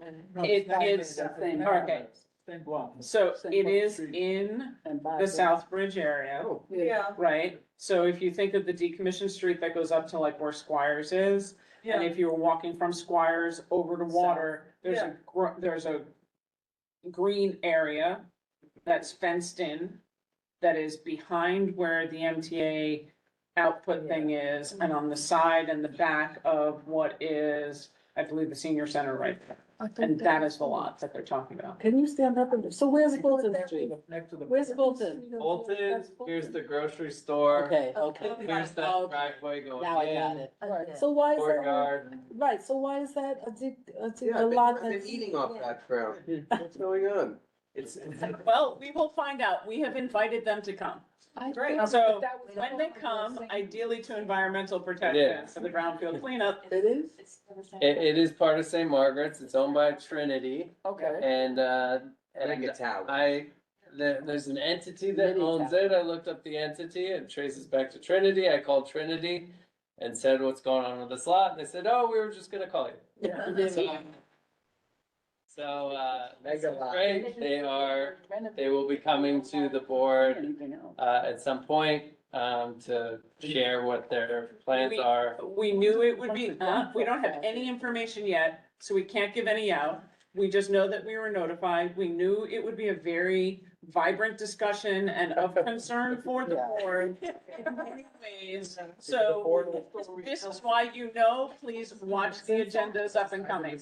Keep going. I don't know. Okay. We don't know anything yet. Literally, we gotta, hi, this is what we're doing. Okay. I noticed that Dwayne Street is closed. Now it's closed between to pedestrians. Broadway and Center. Oh, For the sidewalk, for the sidewalk. So why is it closed? So it's totally closed, and NYPD is enforcing that. It's been closed for a couple days now, and I don't have an answer on why that's closed, but I'm sure we can take a. Well, we should have asked the Yes. mayor's office. We're gonna be, okay, so the only electeds I still see in the office, in the room, Andrew, you get to be the one. No. All right, Andrew Chang, please bring this back to the borough president as to why the sidewalks are closed. Because that's the African American Triangle. That is the African American burial grounds, that You is, can't go visit. I mean, I assume you can still walk in the street. No, you cannot, No. All right, so then, yeah, you cannot pass Dwayne. well, you can't go to the African American Broadway burial to grounds Center. right now anyway, because the government is closed. Oh, maybe that. Protests. I don't care, it's public sidewalks, do me a favor, please find out and get back to us. Officially, it's a violation of many things, they don't own the sidewalks and they don't own the streets. Two federal buildings. All right, and by the way, this is a street that we had initially looked at and passed a resolution for making it a shared street. So, Not only that, there's that new cannabis shop that's opening next there. Let's take it on. Let's do it. Go. Keep going, keep So, going. next slide, there's also a side street that connects there, which is Yep. also closed off, which you can see. Oh, yeah, that's. From here, which is sort of like Elm Street is to the left, that would kind of go in there. Okay.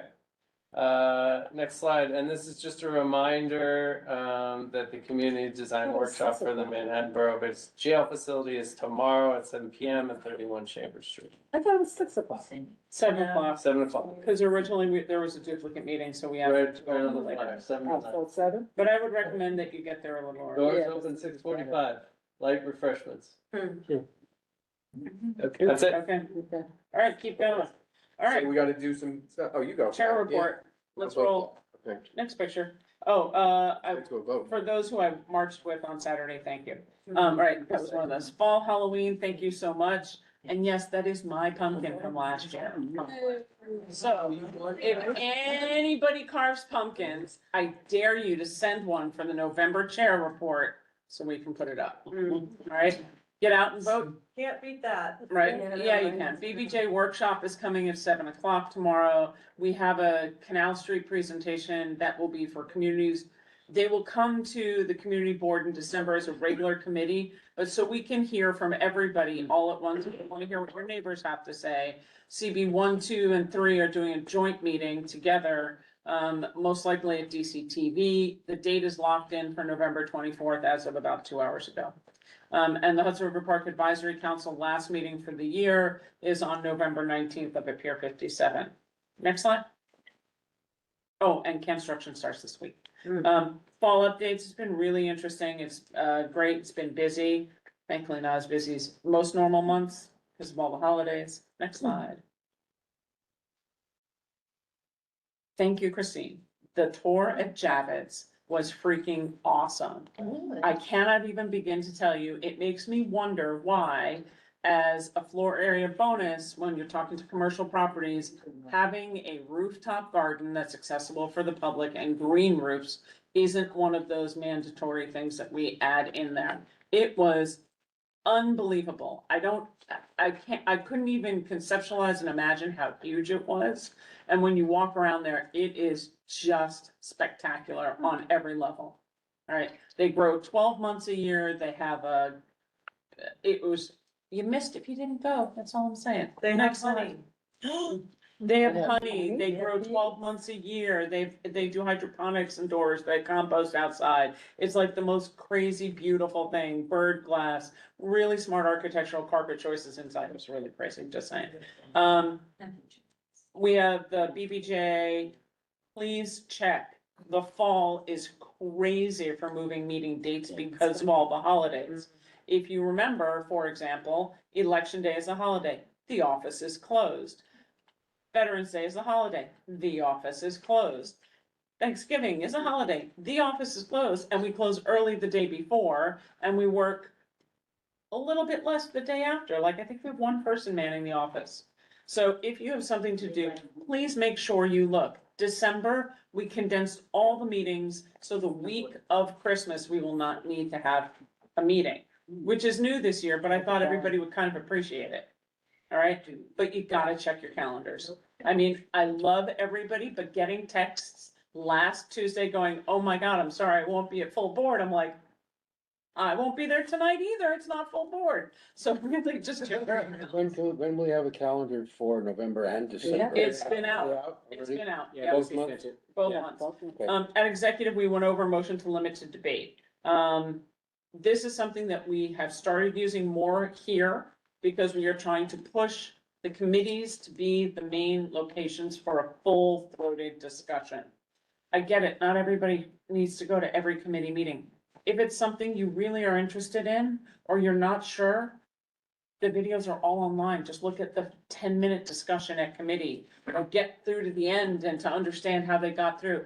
The resources are there so you don't have to go to the committee, but it really would be helpful for full board if people read through. Not only the resolutions when you got here, but if you had a question, make the effort. I mean, everybody seems real approachable. All right? Next slide. If you have questions on how motion to debate works, Patrick is here and Eric is here. First Precinct Community Council meeting is Thursday at 6 o'clock. I recommend everybody goes. And if you want to sit and hammer back about any part of enforcement, please enjoy. Okay. First thing out of the gate is going to be the district needs. It is the biggest, it's the beastiest. We can do that, or we can do cannabis first. I leave it to the table to decide. District needs. Yeah. District needs. Okay. Awesome. Has everybody read the whole packet? Does anybody have any changes that need to be made? Are there any questions, concerns, things we've left off? And I will say I did confirm with the Trust for Governor's Island, the study that we removed off our budget about battery storage and desalinization, they were fine with. So that's my one follow-up from that. Jeff? Page 4, council item number 8, youth recreational space in Clark World Trade Center. Is that state property or city? I mean, is that something that city budget should be used for? Five World Trade Center has a city component to it. So it is ESD versus EDC, economic state. But they did do a negotiation through LNBC also with the city, and the controller has to sign off on it. So there is city pressure that could be put to bear there. Okay. Anybody, Alice? Yeah, I don't think this is gonna pass, and I'm looking to you, Jeff, but I was considering, like, is there some way we could add an independent monitor position for the review of the Battery Park City plans? But I assume that's a state funded thing, so it would never happen, or could we interpret that as something the city might? It is a state-funded thing. I mean, we've made the request. My understanding, the request is being very seriously considered. I don't know if Tam, you have any updates on it or not. Is it? I wish I did. Okay. Oh, wait, So not Becky gonna- Beaver is here. Let's see if Becky, I would recognize Becky. If you are actually, I know you're online, but I don't know if you're at your laptop, if Becky had anything she can put in. If she doesn't unmute herself and say anything, I would like to put it both in city and state budget. Because, you know, there is city oversight in some places and spaces, and we are city residents. Maybe put it for the jail and that's. safe. Yeah, yeah. No, that's a great idea. Alright, so let's add it. Okay, so that's an ad for Want me an to add it expense. to the jail item? No, this is for Battery Park City Northwest Resilience. No, I understand, but the jail item has the air monitor. But should we do air monitor for? But it's an independent environmental Air monitoring, Right. not a air monitor, but a person who would be Right. working with the. Which has to be a separate line item. Right? Exactly. Well, or whoever. they- Or line, it could be anybody, Could but be I do anybody. think there is a city component because it goes all the way through city property as well. Including PMCC and Stuyvesant and things like that, so I think it's a good thing. Okay, great. All right, we'll add that. Anybody else have any other additions? Call the question? Second. Alrighty, so again, if you were not here for roll call, which was the Yes, minutes in the that's beginning, you must vote orally with your last name. So, Okay, so we're gonna start with that one. That was Jared and one other person. you can't call their name, they Oh. have to. Okay, So if you were not here oh for, boy, my man. if you were not here for roll call at the business session, we are voting on the district needs, which has been called and seconded. So again, if you were not in the room, please raise your hand and call your vote. Jared, you were here. Sure, yes. Who was the other person? Mark? Yes. Mark, definitely. But there was another, Who was the third I person? wrote, it was, Before he came in, but no. Portia no, Porter, that we got got it. it. No, that was the last one. Okay, I'll remember and I'll go back to the right. So everybody else was here, right? Uh, Alright, so now we're gonna vote by affirmation. Right? Assuming everybody is yes, are there any opposed? Are there any abstentions? Are there any recusals? Motion passes. Thank you very much. Cannabis, proposed cannabis showcase events. Again, was it Joel? yeah, Capel, were you here for roll I call? got a great, okay, we'll figure it out. It was a third person, but okay. Just looking. Oh, it would be the black, it would be completely, okay, I got you, okay. All right, does anybody have any changes for the cannabis showcase event regulation resolution? Jared? You're usually. Brendan? Call the question? I was there. Perfect. Do I have a second? Second. All right, vote by affirmation for all in favor. Is there anybody in opposition? Hearing and seeing none in the room or online. Who was that? Amoruso abstained. Sure, abstains. Sure abstains. Sean Scott abstains. Sean Scott abstains. Lerner abstains.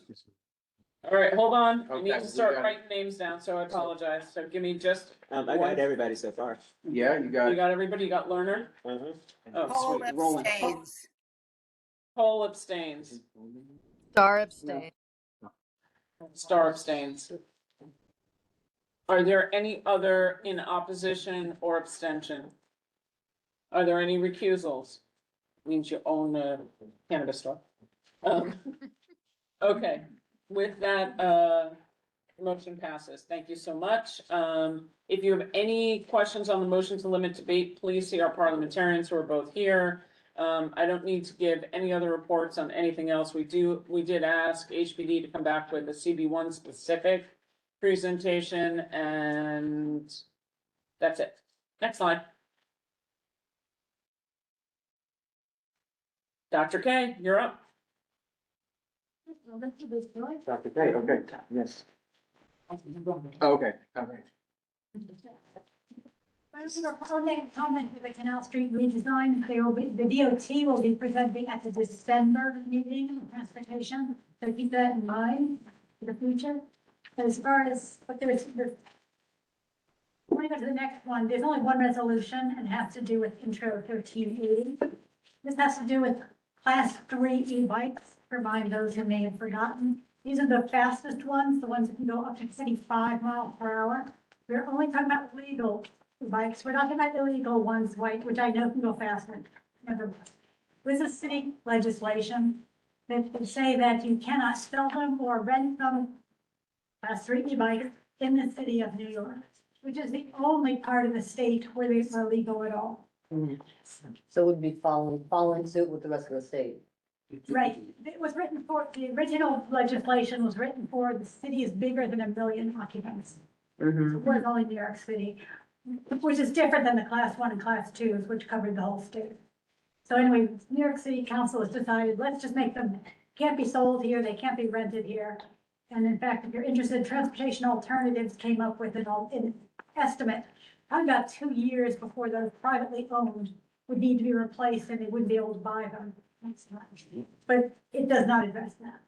Thought this was worth supporting, but adding to it, so be a further resolve, was that there has been a whole bunch, and I'm gonna ask Cody to talk about this in a second, please.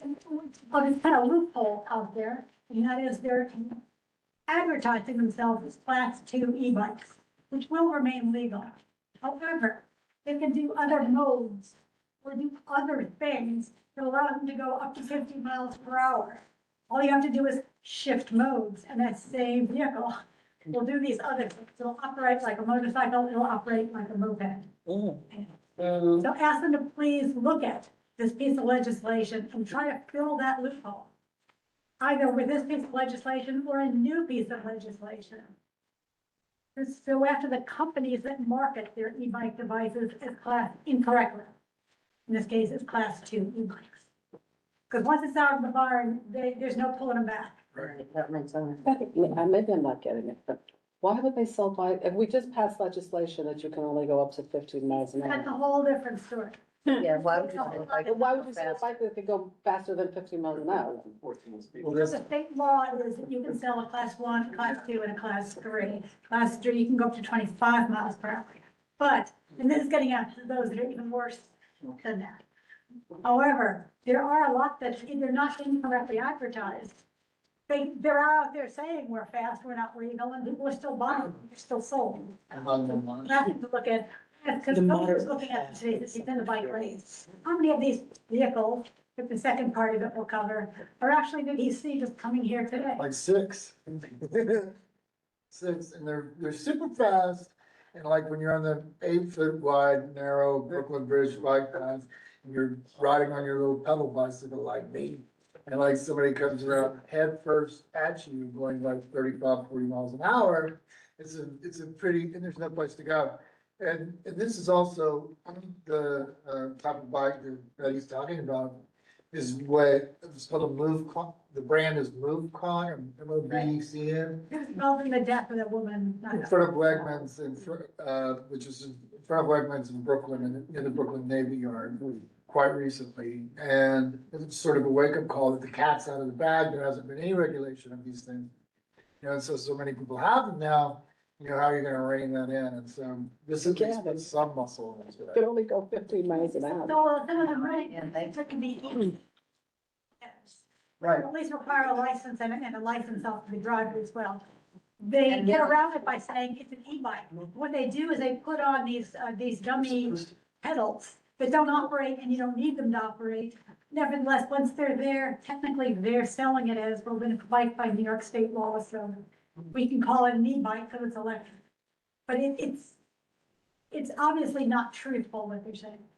So we're trying to get this law expanded to try to pick up some of those before it gets even worse. Anybody have any other questions? Yeah. Because I think that was a really clear, Explanation. and thank you, Cody, for being our eyes on the street. May I call the question? And I would second it. Yes. This is a vote by affirmation. Are there any in opposition? Are there any abstentions? Copy and paste. that. Last name and vote, please. You votes no. Oh. Okay, there's one no, one abstention. Are there any other abstentions or any other no's? Fantastic, motion passes. Okay. Thank you, Betty. What else you have? That's it, because we only have 2 other resolutions on the whole night. Well, there's still. Let's go. Reports. Well, we got reports, but those are nothing. Those are limited and you can't do anything with them. He likes this new power. Yeah, well, I'm not even, I haven't even done it. I mean, it's just like here. Here you go. Am I next? Yes. Okay, so I'll make it really fast. Everybody knows that 105 Washington Street Shelter's been open for over a year. Everybody knows that we have CAB meetings every other month. But even with CAB meetings, we have a group of residents who live in close proximity to the shelter who have had issues and wanted to have a separate meeting, so we had a separate meeting. Unfortunately, it seemed as though it happened on a night that was a Jewish holiday, but I wasn't made aware of that. We would have made it for another night.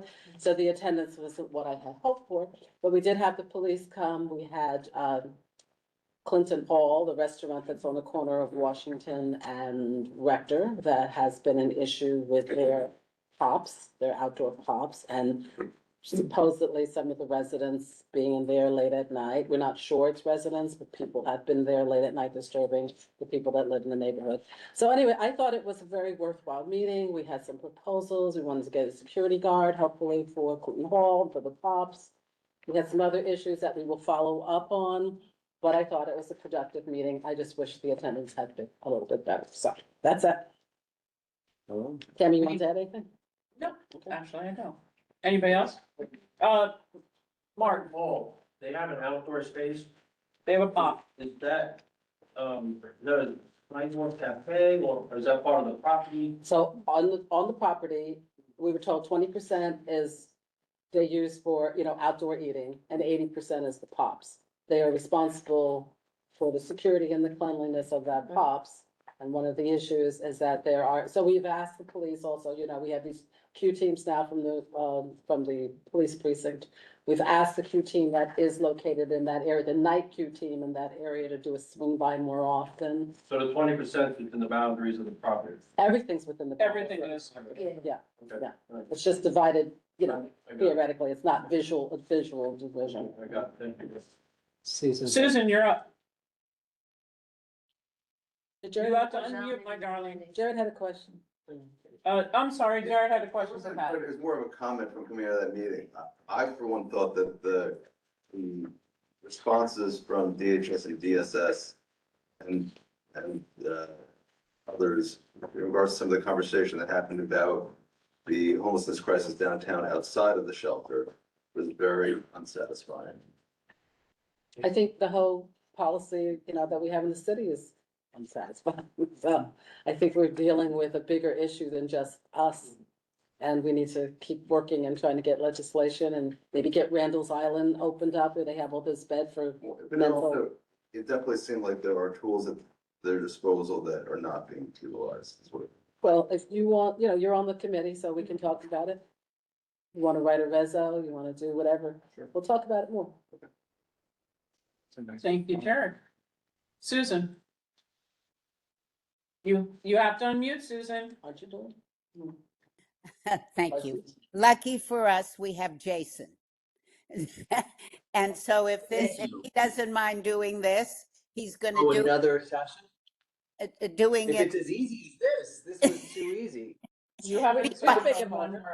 There's. I know, so I can do another one. I can do another one. Well, we're happy to have you do another. And we'll have we'll have to figure out what we'll do in June, okay? When we have, is that when we have elections or we have them a different day? Yeah. June. We'll take Oh, this as. we'll deal with it in June. So thank you, Jason.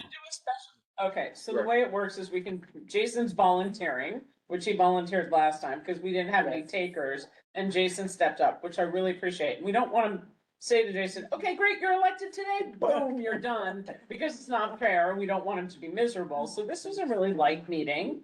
Jason will let us know after next month if he's in. If he is, then we can, if he says, you know what, this wasn't so bad, we can vote him in right at the end of next month. Right.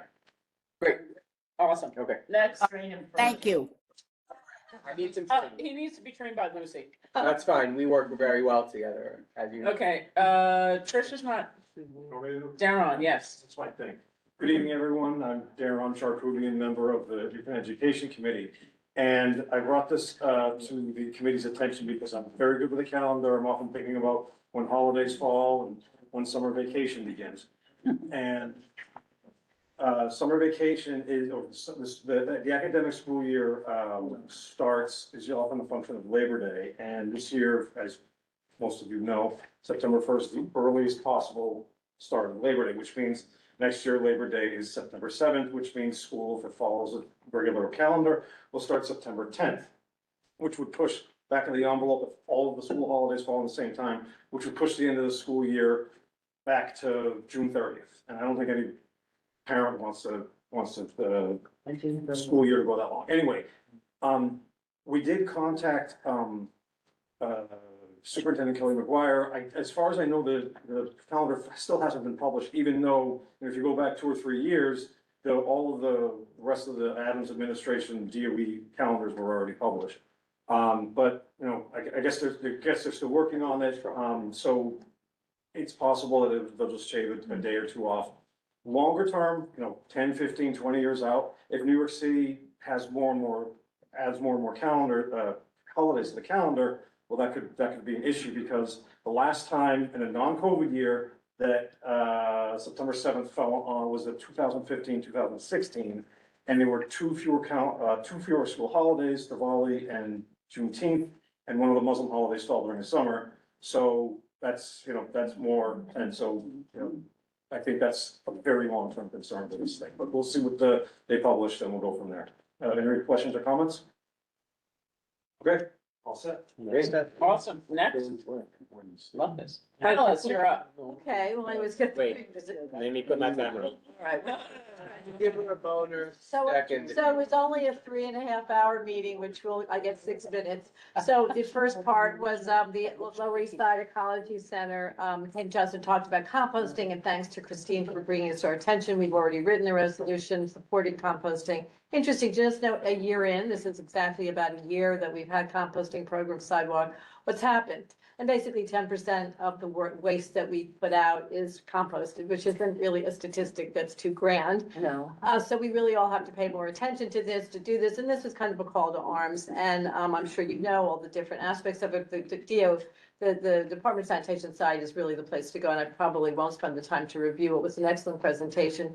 Only to say that I'm sure you all know, some goes to Staten Island, some goes to the wastewater plants in Newtown Creek, where we hopefully can get a tour. And I see a hand is up, which doesn't count to time.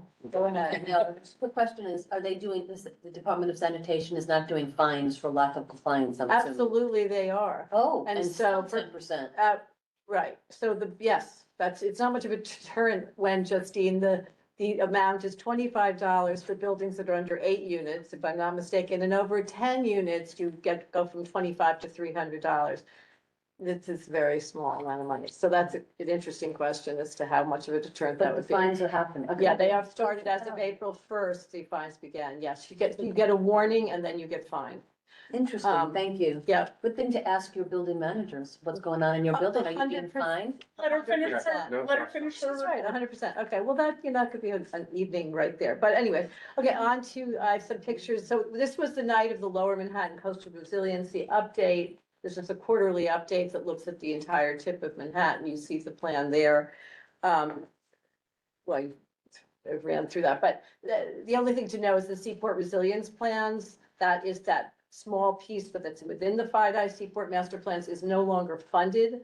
That funding has been stopped, so that plan has stopped. So there is a legal case right now that's going on to sue the federal government on this. I won't go into that, but we'll hear more about it. But so that's not happening.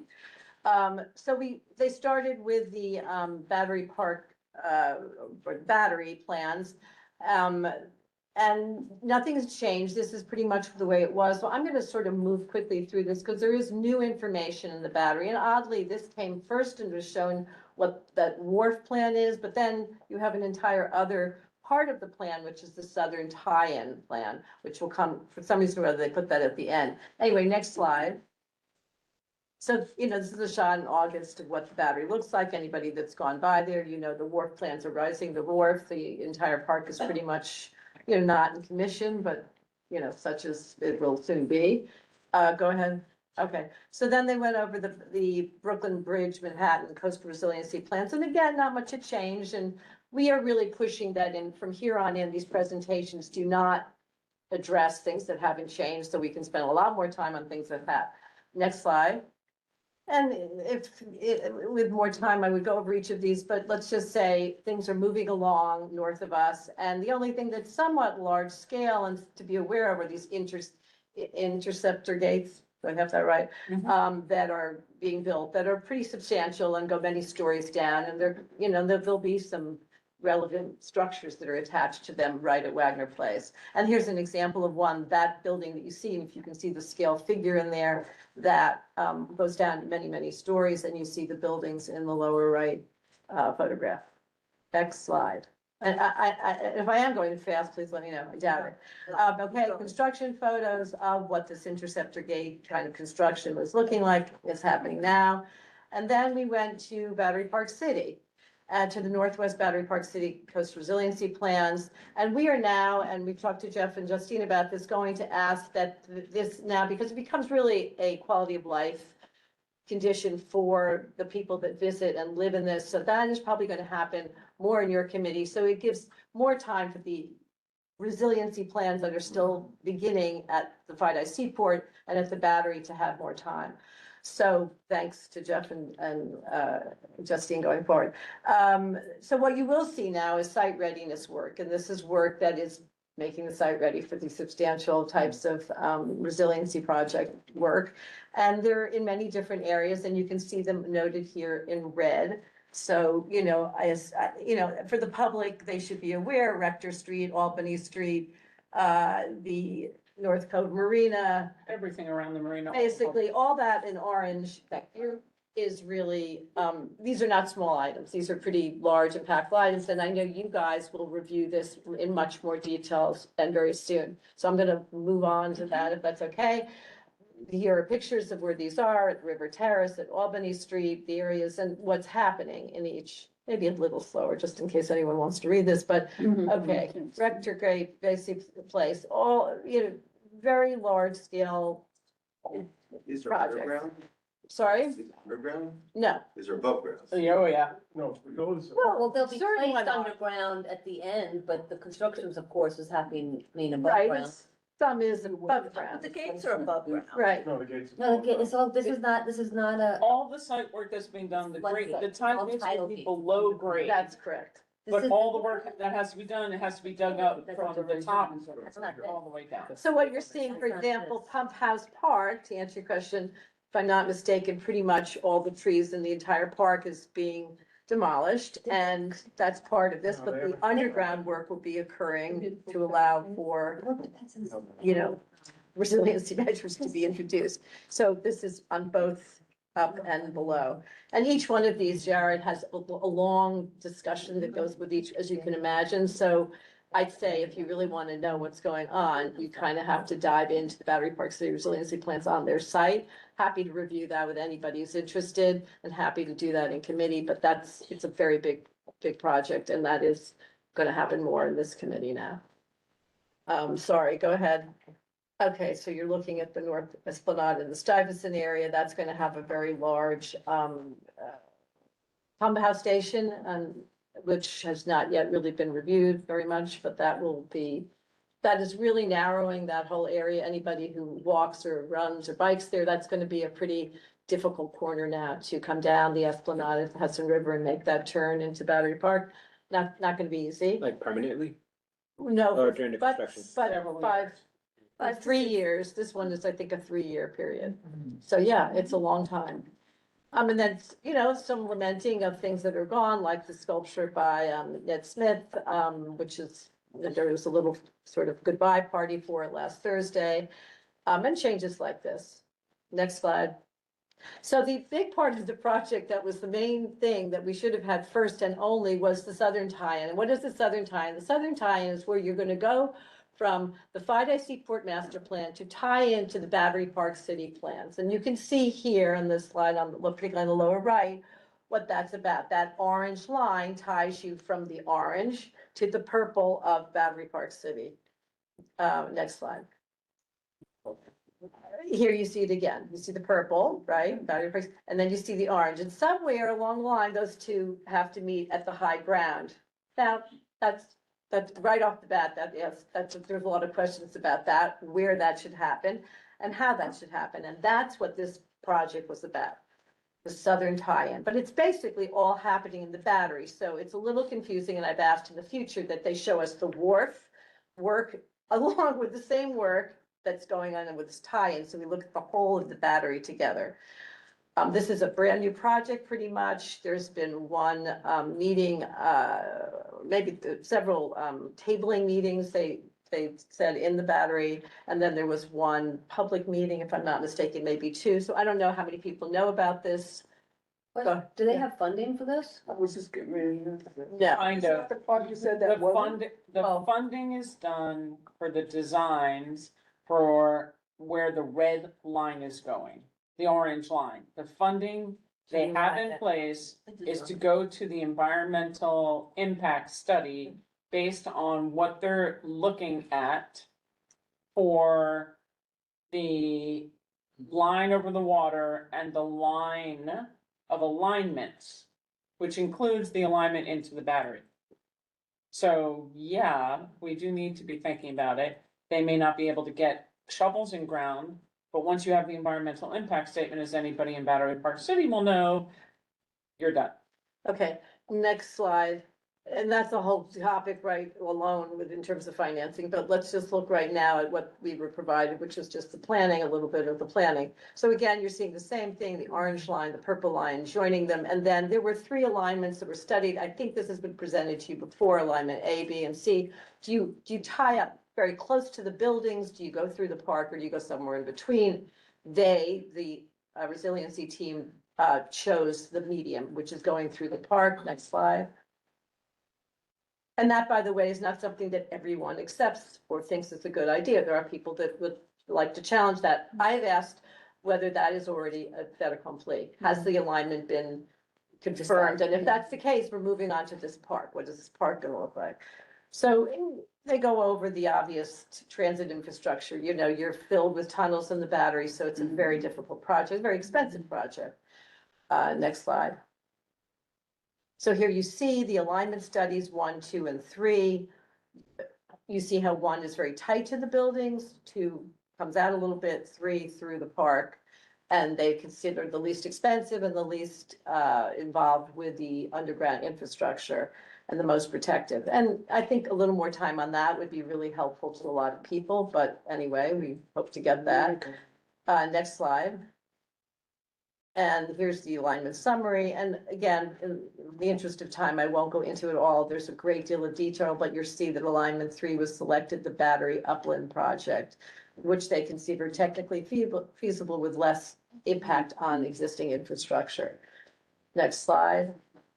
So here we go. We get the proposed concept designs. This was a real, wow. And frankly, I don't know when the Conservancy knew about it, the Battery Conservancy, the group that did this beautiful park in recent years. So it's all very new for everybody. And I would really implore that everybody here really makes it your business to kind of get in and look at this stuff, because it's really, it's creating a new park in southern Manhattan, one of the most critical points for us. And it does tie into Battery Park City and to the new FIDI Seaport. So it's a really critical juncture, and we should be looking carefully at it and all the decisions that are being made. So I'm glad to present sort of the beginning here. Next slide. And so these are pictures that you're looking at, and basically you're looking to cover the flood walls that are being introduced through different kinds of landscaping that you see here, a terracing effect, new trees. I've asked for them to give us the statistics that I know everyone will want to know, how many trees are being removed and how long will this take and all of that, which we're going to have a workshop coming up soon, we hope, with this team on just this project. We've asked for that and they have agreed to do that. Next slide. But looking, at the battery and, what this may look like. You can see the flood walls on the right. You see the sort of different types of height differences and such. Next slide. And then you had alternatives, and there was one that was, there were two alternatives reviewed, and one, you can see the one on the right and the left. The one on the left is the proposed because it didn't move the carousel, and it doesn't really touch too much the urban garden. But the one on the right actually has less visible flood wall and requires relocating the carousel, but it has less impacts in certain ways and more land without walls. So already, to me, we should be looking a little bit more closely at these two alternatives to be sure that we really want the one that's already been selected. I don't think anyone's opined on this, so it's important stuff. So you will all have an opportunity, and I hope a lot of people come to the meeting, and I know I'm over time. Go ahead, next slide, almost done. I think that's it. I did it. I mean, we're at 14 minutes. Sorry. Large, you did it. If it's large. That's my time. I didn't say her presentation. Anyway, sorry, thank you. It's important, I think, but maybe not. Next slide. It's important. You have a It question? is. Very well done, very All well right, done. Paul, you're up. Okay, I'll make up for the length of that report by going shorter. First, we had an update on Governor's Island. The truth is, they're open daily, 7 a.m. to 6 p.m. And these, you see here, a lot of the buildings and sites they're really working on. Actually, the biggest news that came out of the meeting was that the electric ferry is now running between our lower Manhattan and Governor's Island. So that's good news. So the climate exchange is continuing and we'll get an update on that upcoming. And the same thing goes for the Seaport School, the Harbor School, and their expansion is also continuing. Okay. So there's really no news on these projects. They're just ongoing. Okay. Sounds good. Next, we heard from City Hall Park Conservancy, and here you see their budget needs. They are the same ones that this community board has supported for years, including replacing the bluestone and repairing it, and you could just read through it. Gas fountain lights, we still want them changed to LED lights. Next slide. And this just shows the groups they collaborate with, city agencies and other groups that are active in our community. Keep going. So this is the funding that they're seeking. So we already voted on this through our budget resolution. Next. Oh, that's it. Thank Okay, thank you. Jeff, you're up. Okay, I'll report on the first two items. So, next slide, please. So there's a dog run upgrade project going on in Battery Park City, that is, eventually going to cover both dog runs. Here is the one that they proposed to do first. This is the North End Avenue dog run. Those of you who are familiar with it will recognize its general shape, and its general shape will not change, but the surfaces will change very significantly. The green area there it's like AstroTurf, but it's specific for dogs and for dog runs, and apparently it's quite cleanable, and the dog runs that have used it around the city and around the country have been quite pleased with it. The colored surfaces on the left are softer, solid surfaces. I believe they're somewhat rubberized. There'll be a couple of mounds in there, new water feature, and it will continue to be divided between large dogs and small dogs. That wall that looks sort of like an L on the right is the small dog area. I don't recall when this is starting, but I believe it is next year.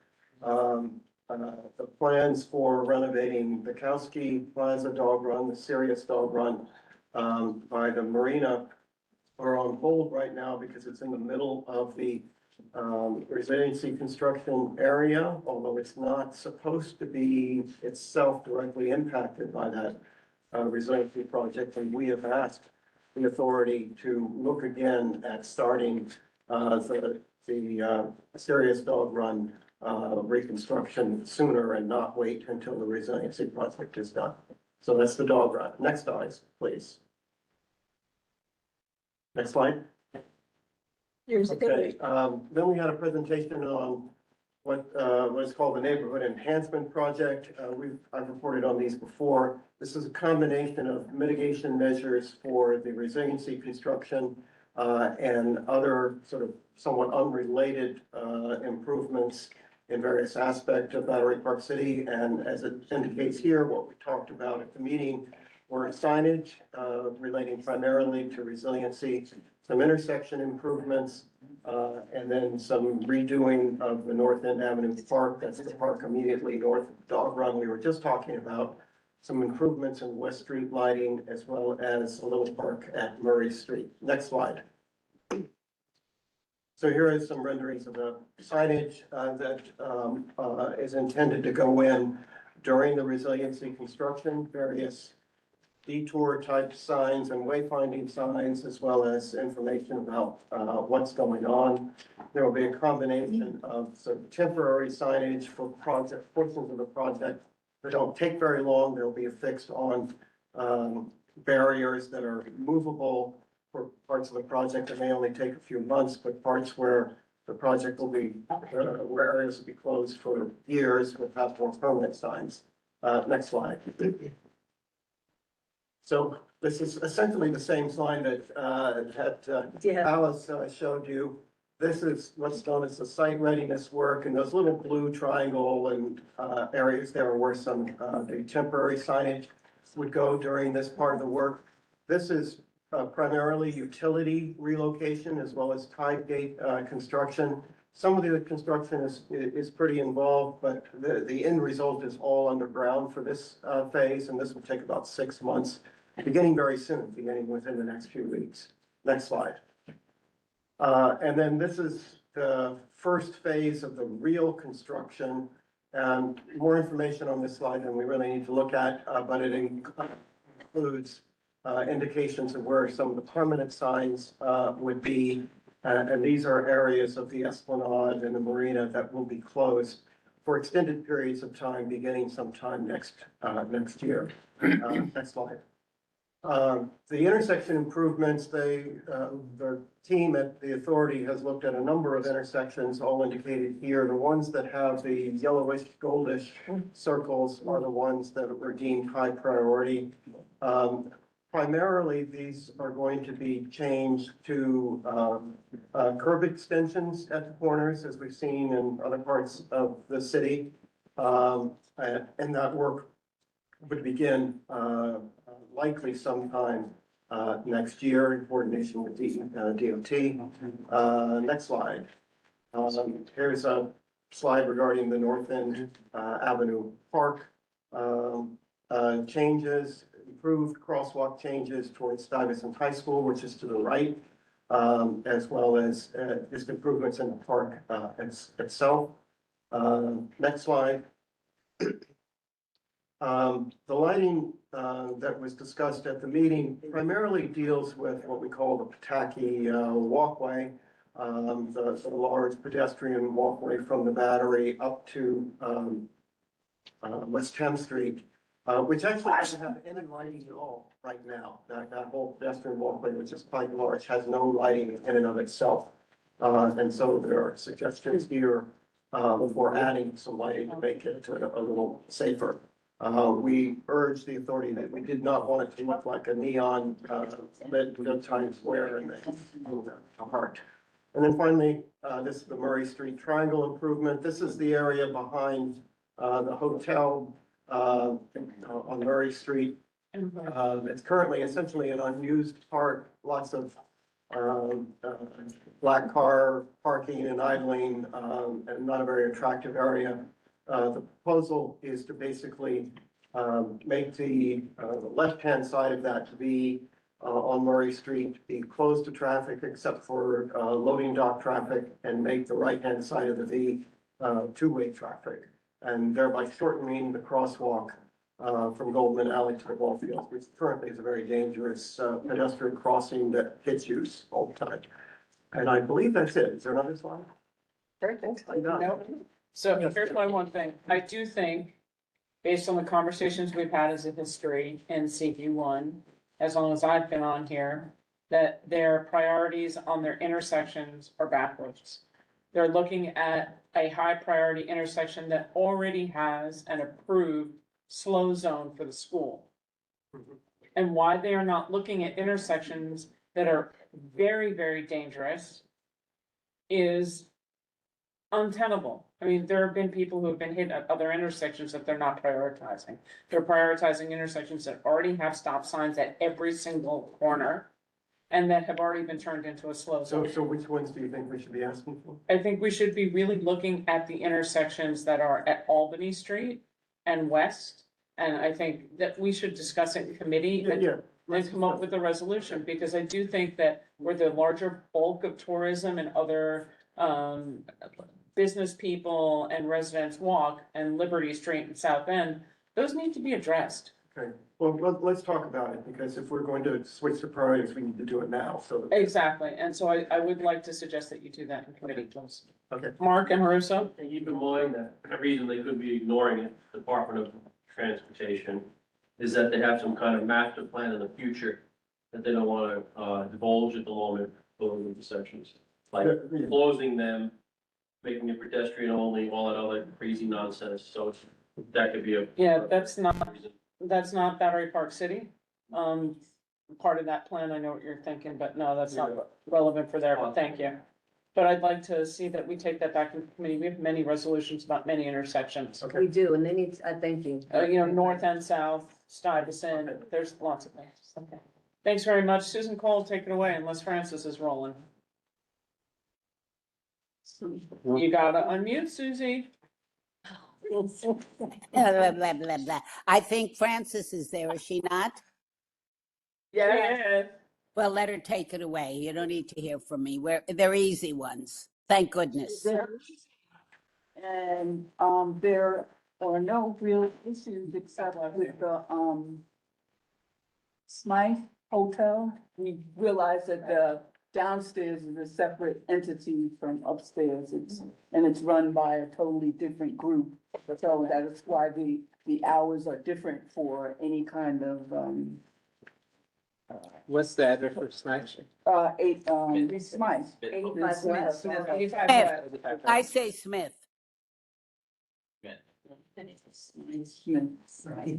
I would say something. You say potato, whatever. So Do we want to take these together?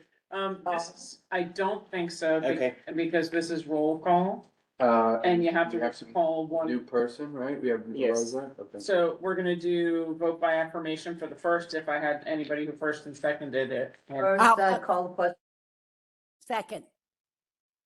Okay, so this is a vote by affirmation for 378 Greenwich. All right, because the last one will need to be a roll call. If you were not here for the first vote, please state your name. Is there anybody here who has not been here Voted before. Shang, and are you for? This is 378, the liquor license for the hospital. All right. Whatever Susan says. So I can't assume your vote, you have to vote. Susan, am I voting yes? Okay, So this is a vote by affirmation. Do I hear any that are opposed to 378 Greenwich? Hearing no one in opposition, Laura, please turn your, and Paul, please turn your cameras on to vote. Hearing nobody in opposition, are there any abstentions? Are there any recusals? All right, so that was 378. Hearing none, let's move to 85 West Broadway. All right, are there any questions for the Smith Hotel? How do you pronounce it? What are you saying? How do you pronounce it? Francis, you said it was. Whatever pleases you, potato or potato, it doesn't matter. I think Yeah, we could call the question. Hold on. Susan, I'm just curious, it's a public, large venue, I've never been to the restaurant, but then there's also a cellar that's a private room. Right. Yeah, that's what really. Operated by, yeah, I know the group. Just curious. And that's why the hours are different. from.